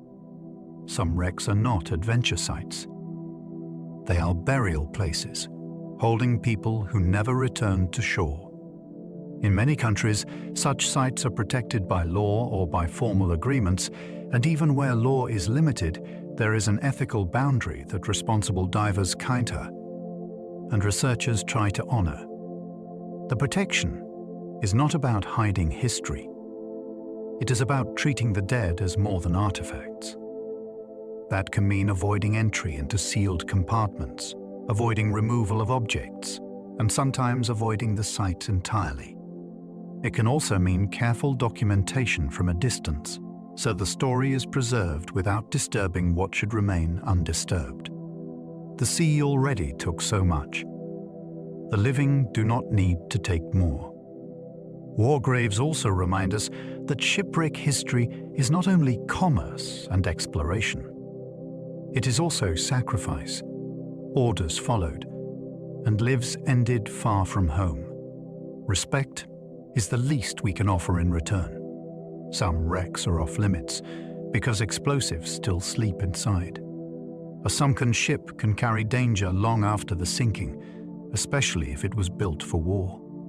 Unfired shells, depth charges, torpedoes, and stored ammunition can remain in place, and time does not always make them harmless. Corrosion can expose sensitive components. Sediment can shift and uncover items. A careless touch can be enough to trigger disaster, and even a small detonation underwater can be lethal. That is why certain wrecks are marked as restricted, and why some are monitored rather than explored. These sites also complicate recovery and conservation. Removing explosives is technical, costly, and risky, yet leaving them can endanger fishermen, divers, and coastal waters. It is a reminder that shipwrecks can be active hazards, not only historical scenes. The ocean can conceal a weapon the way it conceals a plate or a bell. The difference is that the weapon might still be waiting to finish its work. Ghost ships sometimes drift when crews abandon fire or plague. A ship does not need to sink to become a shipwreck story. Sometimes it becomes a drifting mystery, empty of people yet still moving with wind and current. Fires can drive crews off into lifeboats, leaving the vessel to burn, smolder, or simply drift until it runs aground. Disease outbreaks have also forced desperate abandonments, especially when fear outran medical knowledge. An unmanned ship can travel surprisingly far, because sails may be set, engines may still run briefly, or the hull may catch a steady current. When such a vessel is found, it sparks questions that feel almost supernatural, yet the answers are usually practical. Where did it come from? What happened on board? Why was nobody able to return? Ghost ship cases often end with paperwork and tow lines, but the image lingers. A moving ship is supposed to mean life and purpose. When it drifts without hands, it turns the ocean into a stage for uncertainty. Not all wrecks sink. Some capsize and float upside down briefly. A ship can fail in a way that feels almost unreal, because it does not vanish right away. In some disasters, the vessel rolls over and traps air inside, so the hull stays afloat like an enormous inverted bowl. From a distance, it can look like survival is still possible because part of the ship remains above water. For people inside, it becomes a maze of darkness, tilted floors, and rising water that steals familiar exits. Rescuers face their own nightmare. They may hear knocking, yet struggle to cut through steel safely, or to reach the right compartment before the air pocket shrinks. Waves can slam the overturned hull, and each impact can shift the interior. Sometimes the ship drifts for hours, sometimes for days, before the remaining air escapes and it finally slips under. That in-between time is what haunts the story. The ship is not gone, yet it is no longer a ship. A ship can founder from small leaks when pumps cannot keep up. Not every sinking begins with a dramatic tear. Sometimes it starts with a trickle that refuses to stop. A packing gland loosens. A seam opens. A valve fails to seat cleanly. At first, the crew might treat it as routine, because ships always leak a little and pumps exist for a reason. Then the rhythm changes. The pump runs longer. The bilge level rises again faster than before. Salt water reaches machinery, and electrical systems begin to fail in ways that create new problems. A ship that loses power loses options because steering, communications, and pumping can all be tied to the same lifeline. Meanwhile, the sea adds pressure as the vessel sits lower. Water finds more openings. Cargo shifts subtly, making the ship handle worse. What makes foundering so chilling is that it can feel like a slow argument you are losing. There is no single moment to blame. There is only persistence, and the ocean has more patience than any pump. Rogue waves can hit without warning, taller than many ship bridges. For a long time, stories of monster waves sounded like sailor exaggeration, until measurements and modern reports made them harder to dismiss. A rogue wave is not simply a big wave in a big storm. It is an outlier, a wall of water that can rise suddenly from complex wave interactions, sometimes where the sea looked manageable moments before. When it hits a ship, the impact can be brutal. Windows can fail. Deck gear can be torn away. Water can sweep across the superstructure with enough force to bend railings and smash lifeboats. The shock can knock a vessel off course or damage critical systems in one strike. Even if the ship survives, the crew is left shaken because the event does not fit the usual pattern of weather and waves. The sea becomes unpredictable in a new way. It is not only rough, it is capable of surprise violence, like a single punch thrown from nowhere. Ice can sink ships far south because bergs drift into shipping lanes. When people picture ice hazards, they imagine polar emptiness, yet ice travels.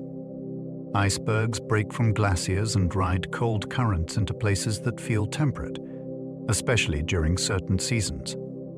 Fog and low light can make them nearly invisible, and the most dangerous part is often beneath the surface. The visible tip can be small, while the submerged mass is wide and jagged.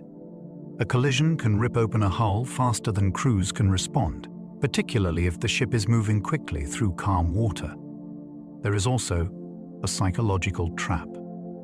In quieter seas, vigilance can drop, and that is when a drifting berg becomes lethal. Over time, improved reporting, dedicated patrols in some regions, and better ship design reduced risk, but the basic threat remains.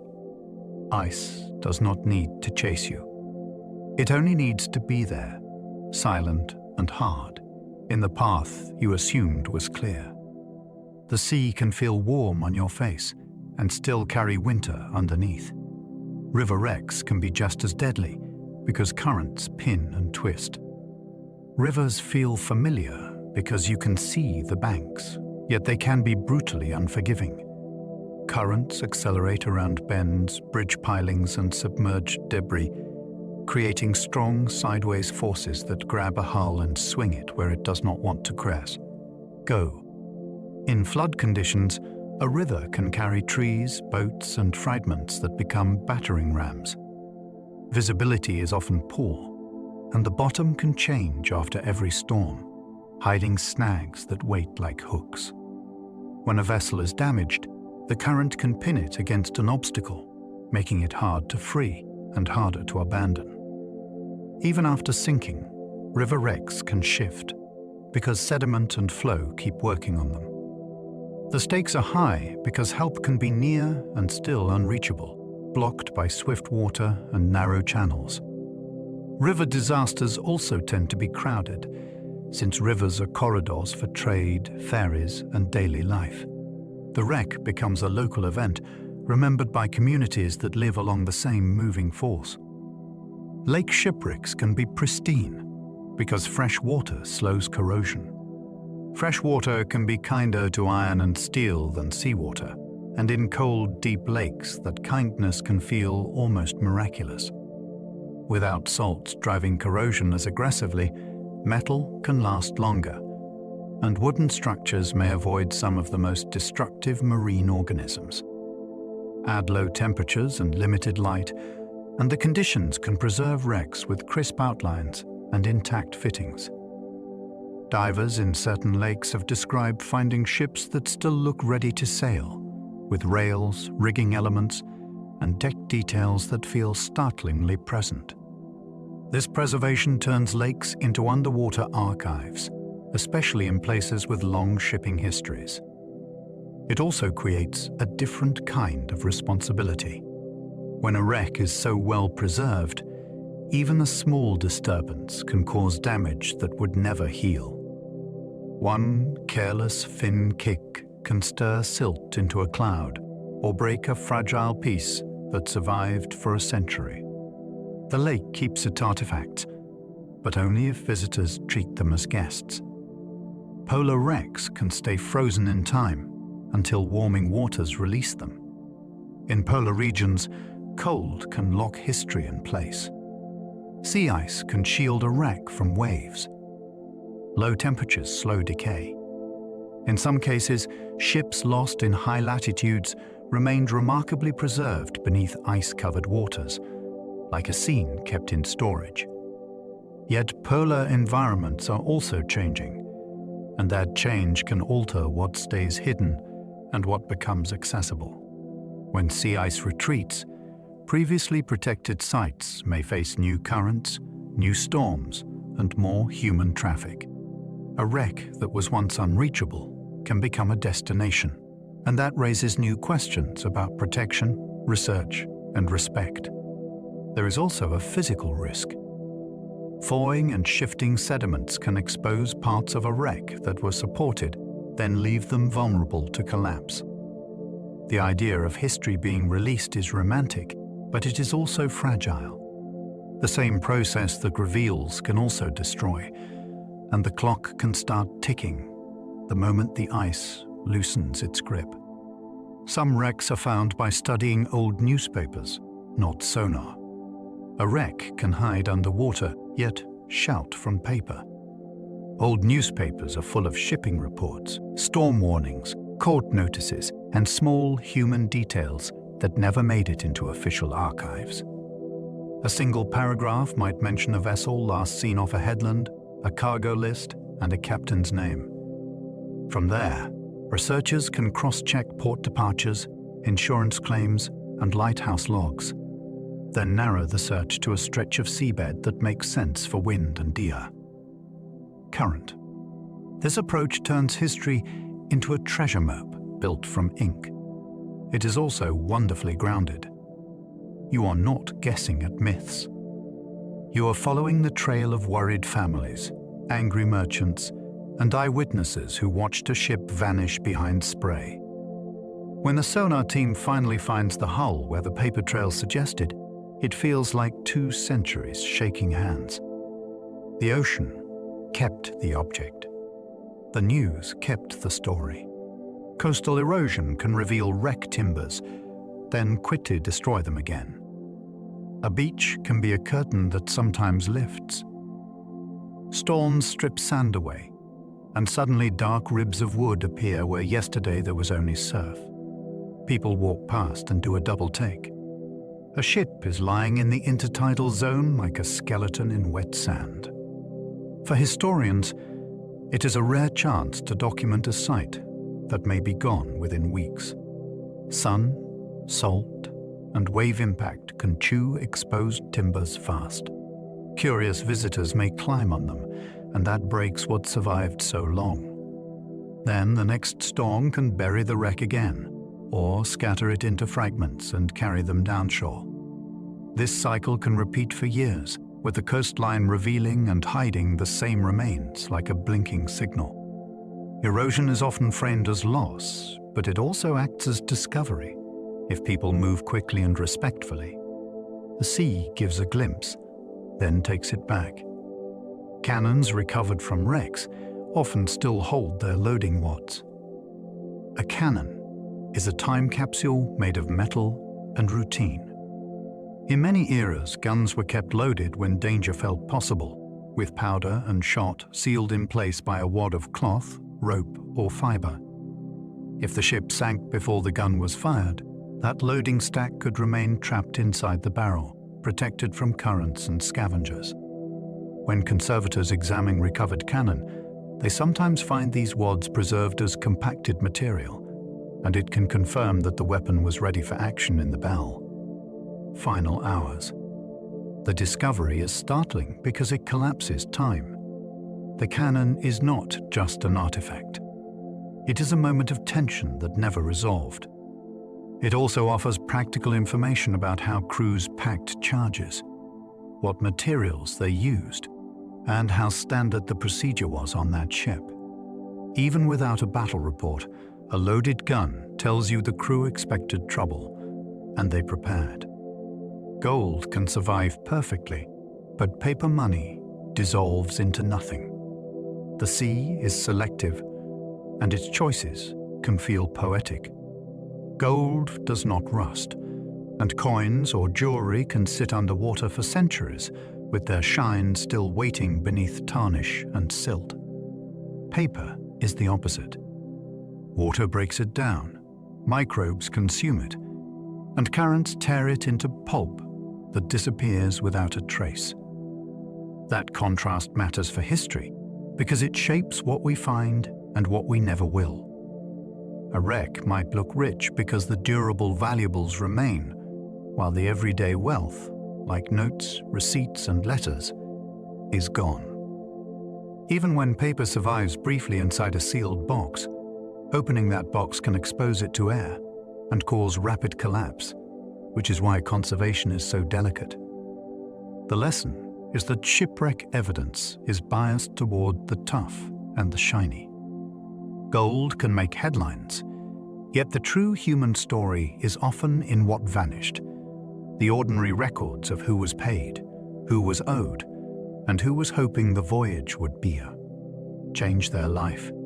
Spices were once worth fortunes, and a lost cargo could ruin families. In the age when spices were rare in Europe, a sack of pepper or cloves could be worth more than its weight suggested because it carried status, flavor, and profit in one brain. Fragrant package. Merchants often financed these voyages through partnerships and loans, and families could stake their savings on a single shipment arriving safely. When the spice ship vanished, the loss rippled outward. A trader might default on debts. A household might lose its livelihood. A town might feel the absence through higher prices and fewer goods in the market. That is why spice voyages were not only adventurous, they were tense, calculated risks with real consequences on land. Wrecks that carried spices can also carry a sensory ghost, because residues may linger in sealed containers or in wood that absorbed oils. The sea does not care about aroma, but people do, and that is why spices drove ships across dangerous waters in the first place. The sea can scatter human remains, yet keep a ship's shape intact. After a sinking, the ocean becomes a moving force field. Currents, scavengers, and time can disperse fragile human traces quickly, especially in open water or in places with strong tidal flow. Yet the ship itself, heavier and more structured, can settle into mud or sand and hold its form for years. This creates a haunting contrast. You can have an intact hull outline with recognizable rooms and passageways, while the people who inhabited those spaces are not present in any visible way. That absence is part of why wrecks feel emotionally charged. They are architecture without occupants. It also shapes how wrecks are treated ethically, because absence does not mean nobody died. Many sites are still graves, even when remains are not seen. For archaeologists and divers, this is a reminder to treat the wreck as a human story first, and an object second.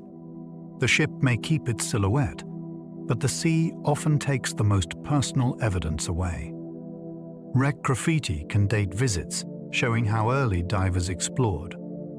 Not all marks on a wreck come from the sinking. Some come from the people who found it later. In the early days of diving, explorers sometimes scratched names, dates, or messages onto metal surfaces, the way hikers carve initials into trees. Those marks can be troubling, yet they also become historical clues in their own right. A dated inscription can show when a wreck was first visited, which means it can reveal how long the site has been exposed and how it may have changed since that first car. Discovery. It can also show the culture of early diving, when wrecks were seen as personal conquests rather than protected heritage. Modern ethics discourage this because it damages the site and invites more damage. Still, when old graffiti is documented, it adds a layer to the wreck story. The ship had one life on the surface, then another life underwater, visited by curious humans who left their own fingerprints in metal. Some wrecks carry contraband, and their true cargo stayed secret. A manifest is not always honest. Smuggling has been part of maritime history for as long as there have been taxes, embargoes, and restricted goods. A ship might declare harmless cargo while hiding something far more profitable in false compartments, under ballast, or inside ordinary barrels. When such a ship sinks, the secret can sink with it, and the truth might remain unknown for centuries. Sometimes archaeologists notice the mismatch. The cargo on the seabed does not match the paperwork in archives.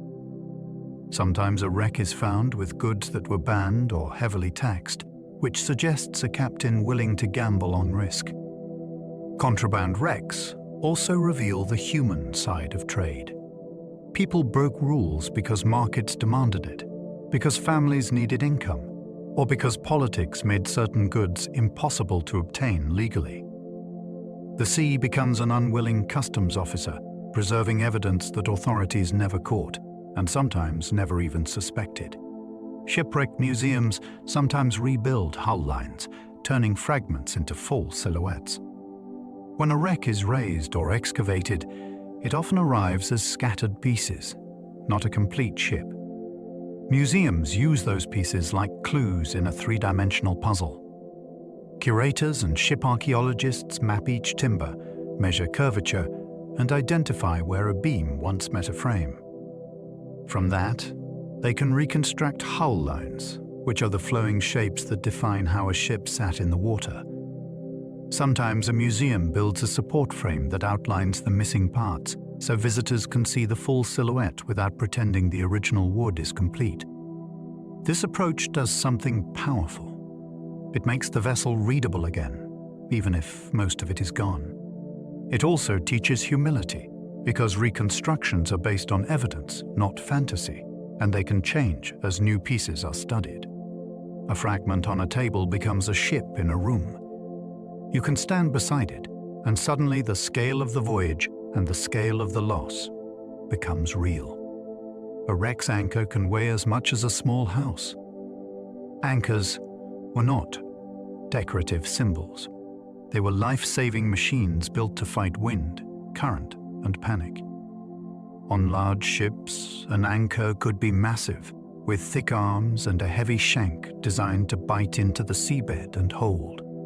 Handling one required coordinated muscle, capstans, and careful timing, because a dropped anchor could damage the ship, and a jammed anchor could trap it in danger. When a wreck is found, anchors are often among the most recognizable features, partly because they survive well, and partly because they sit where they worked, at the bow, ready to grip the world.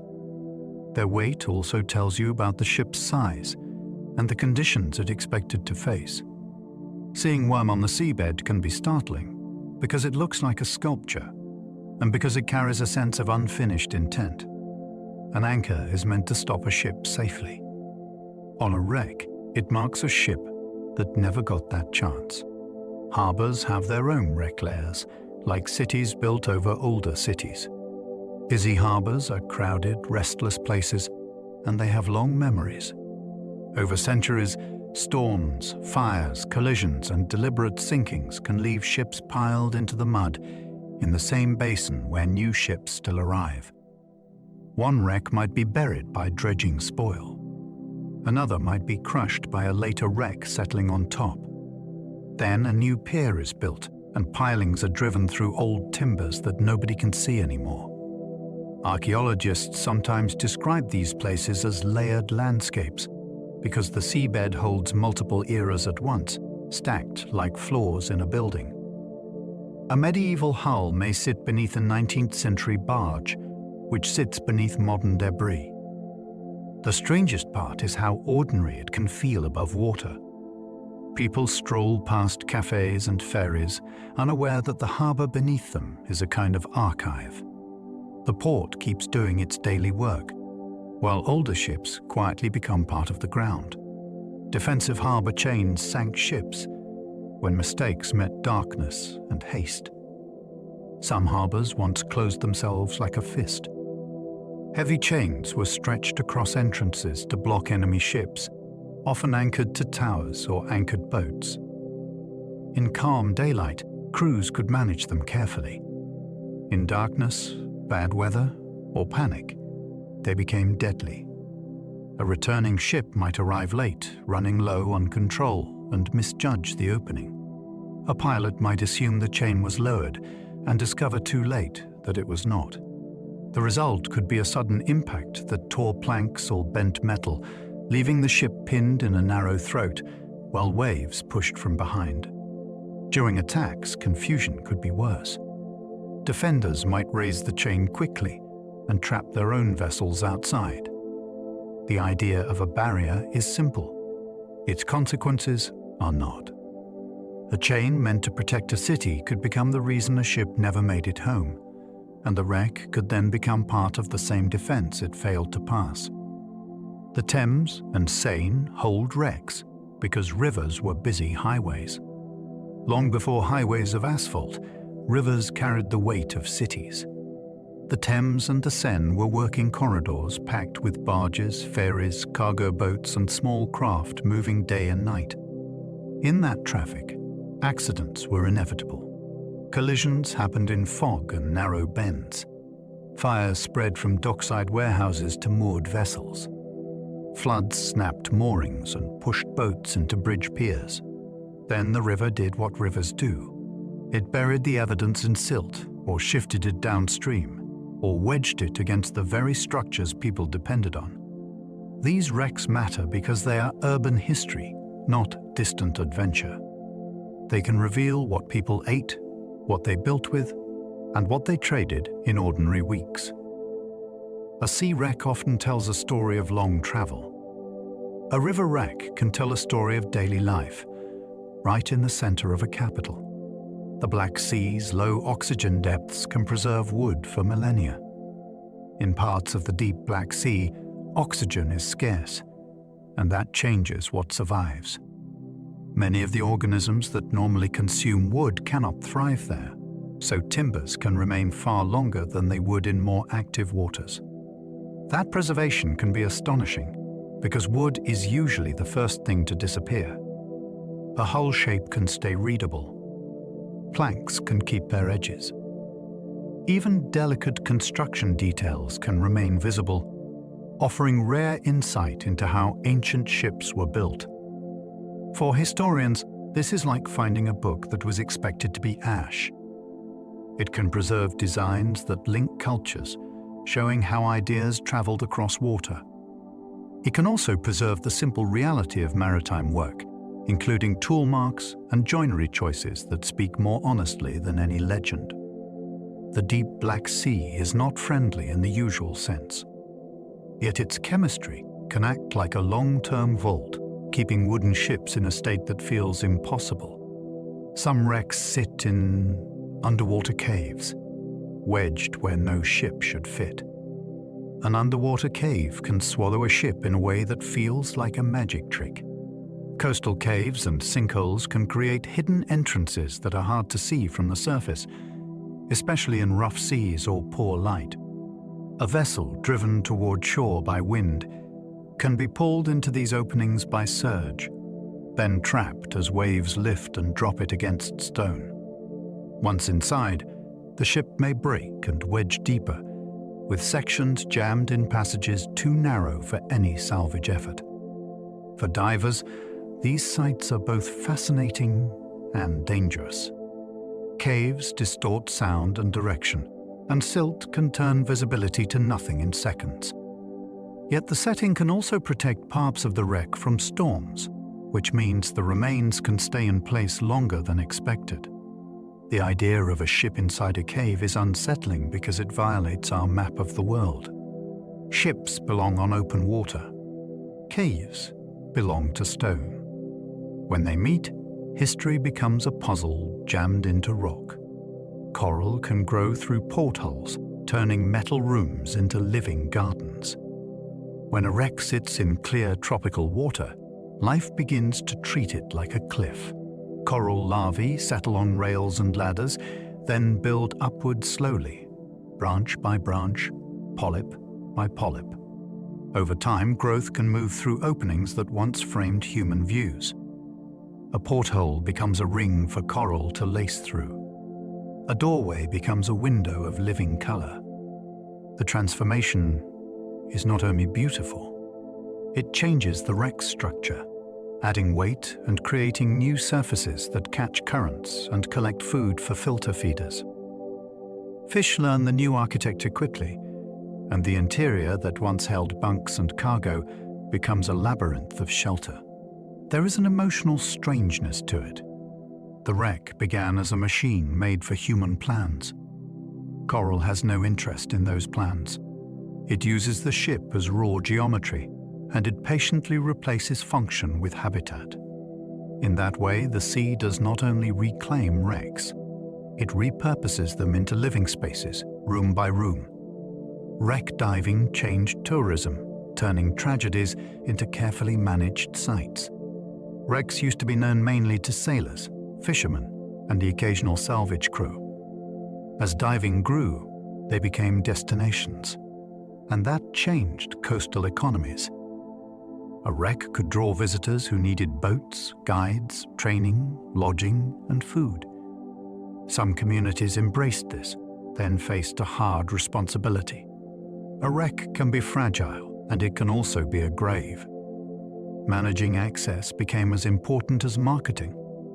Mooring buoys reduced anchor damage.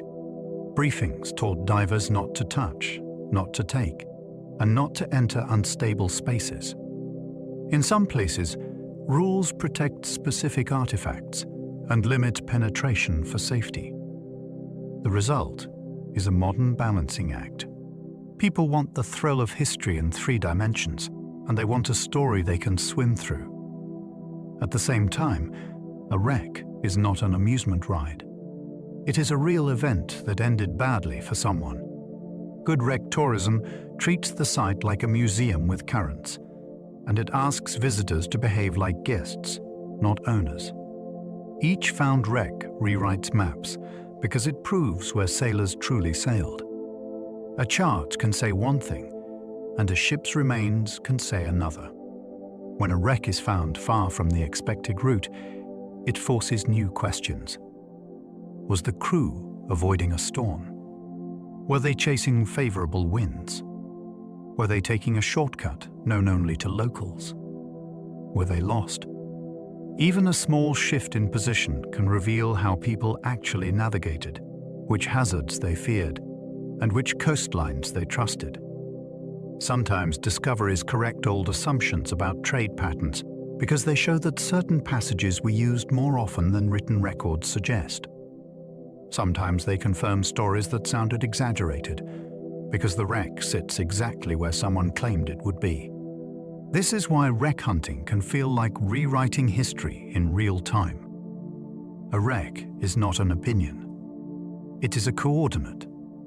It anchors a narrative to a place, and once that place is known, historians must redraw the mental map of how the sea was used. The sea keeps receipts of human ambition, one broken hull at a time. Every wreck is a record of something humans tried to do at scale. Move goods faster, reach a new continent, project power, escape a blockade, deliver letters that mattered to someone waiting. Ambition is not always glamorous, but it is always present, because going to sea is work and risk made visible. When a ship fails, the sea often preserves the evidence of that attempt in stubborn ways. A shattered peel shows the limits of design. A scattered cargo shows the economics of an era. A broken last shows the price of speed.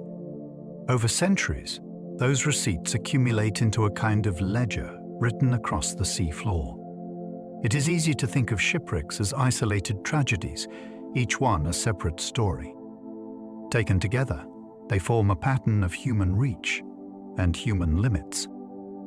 The ocean is not judging us. It is simply keeping the record, and it keeps it longer than we do. Shipwrecks are history you can touch, where catastrophe meets discovery. There is a unique power in physical history. A document can describe a voyage, but a wreck can show its scale with one glance.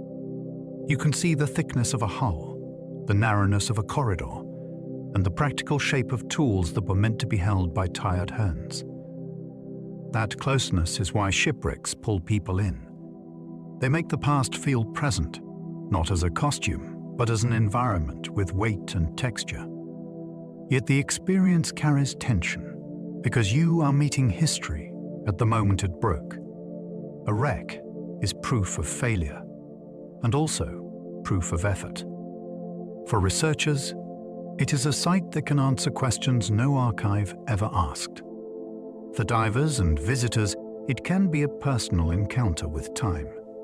The most lasting feeling is often humility. The sea is vast, and the stories it holds are not abstract.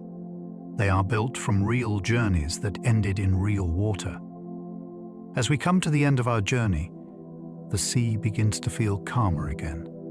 We have drifted across centuries of lost voyages and resting hulls, through storms, harbors, rivers, and deep water where light fades and sound softens. We have followed ships that carried hope, trade, ambition, and duty, and we have seen how the ocean keeps their stories long after the sails are gone.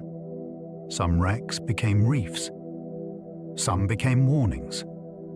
Others became silent witnesses, holding everyday objects and unfinished plans in the dark.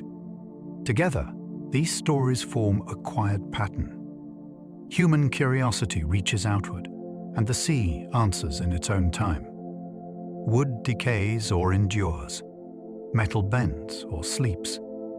Names fade, then return. Even in loss, there is continuity, as if the ocean is slowly arranging memories rather than erasing them. Thinking about shipwrecks reminds us that history is not distant or flat. It is layered, resting beneath familiar waters, shaping coastlines, laws, and lives we still recognize. Now, there is no need to hold on to details. Let them drift. Allow your breathing to slow, and feel the weight of the day ease from your shoulders.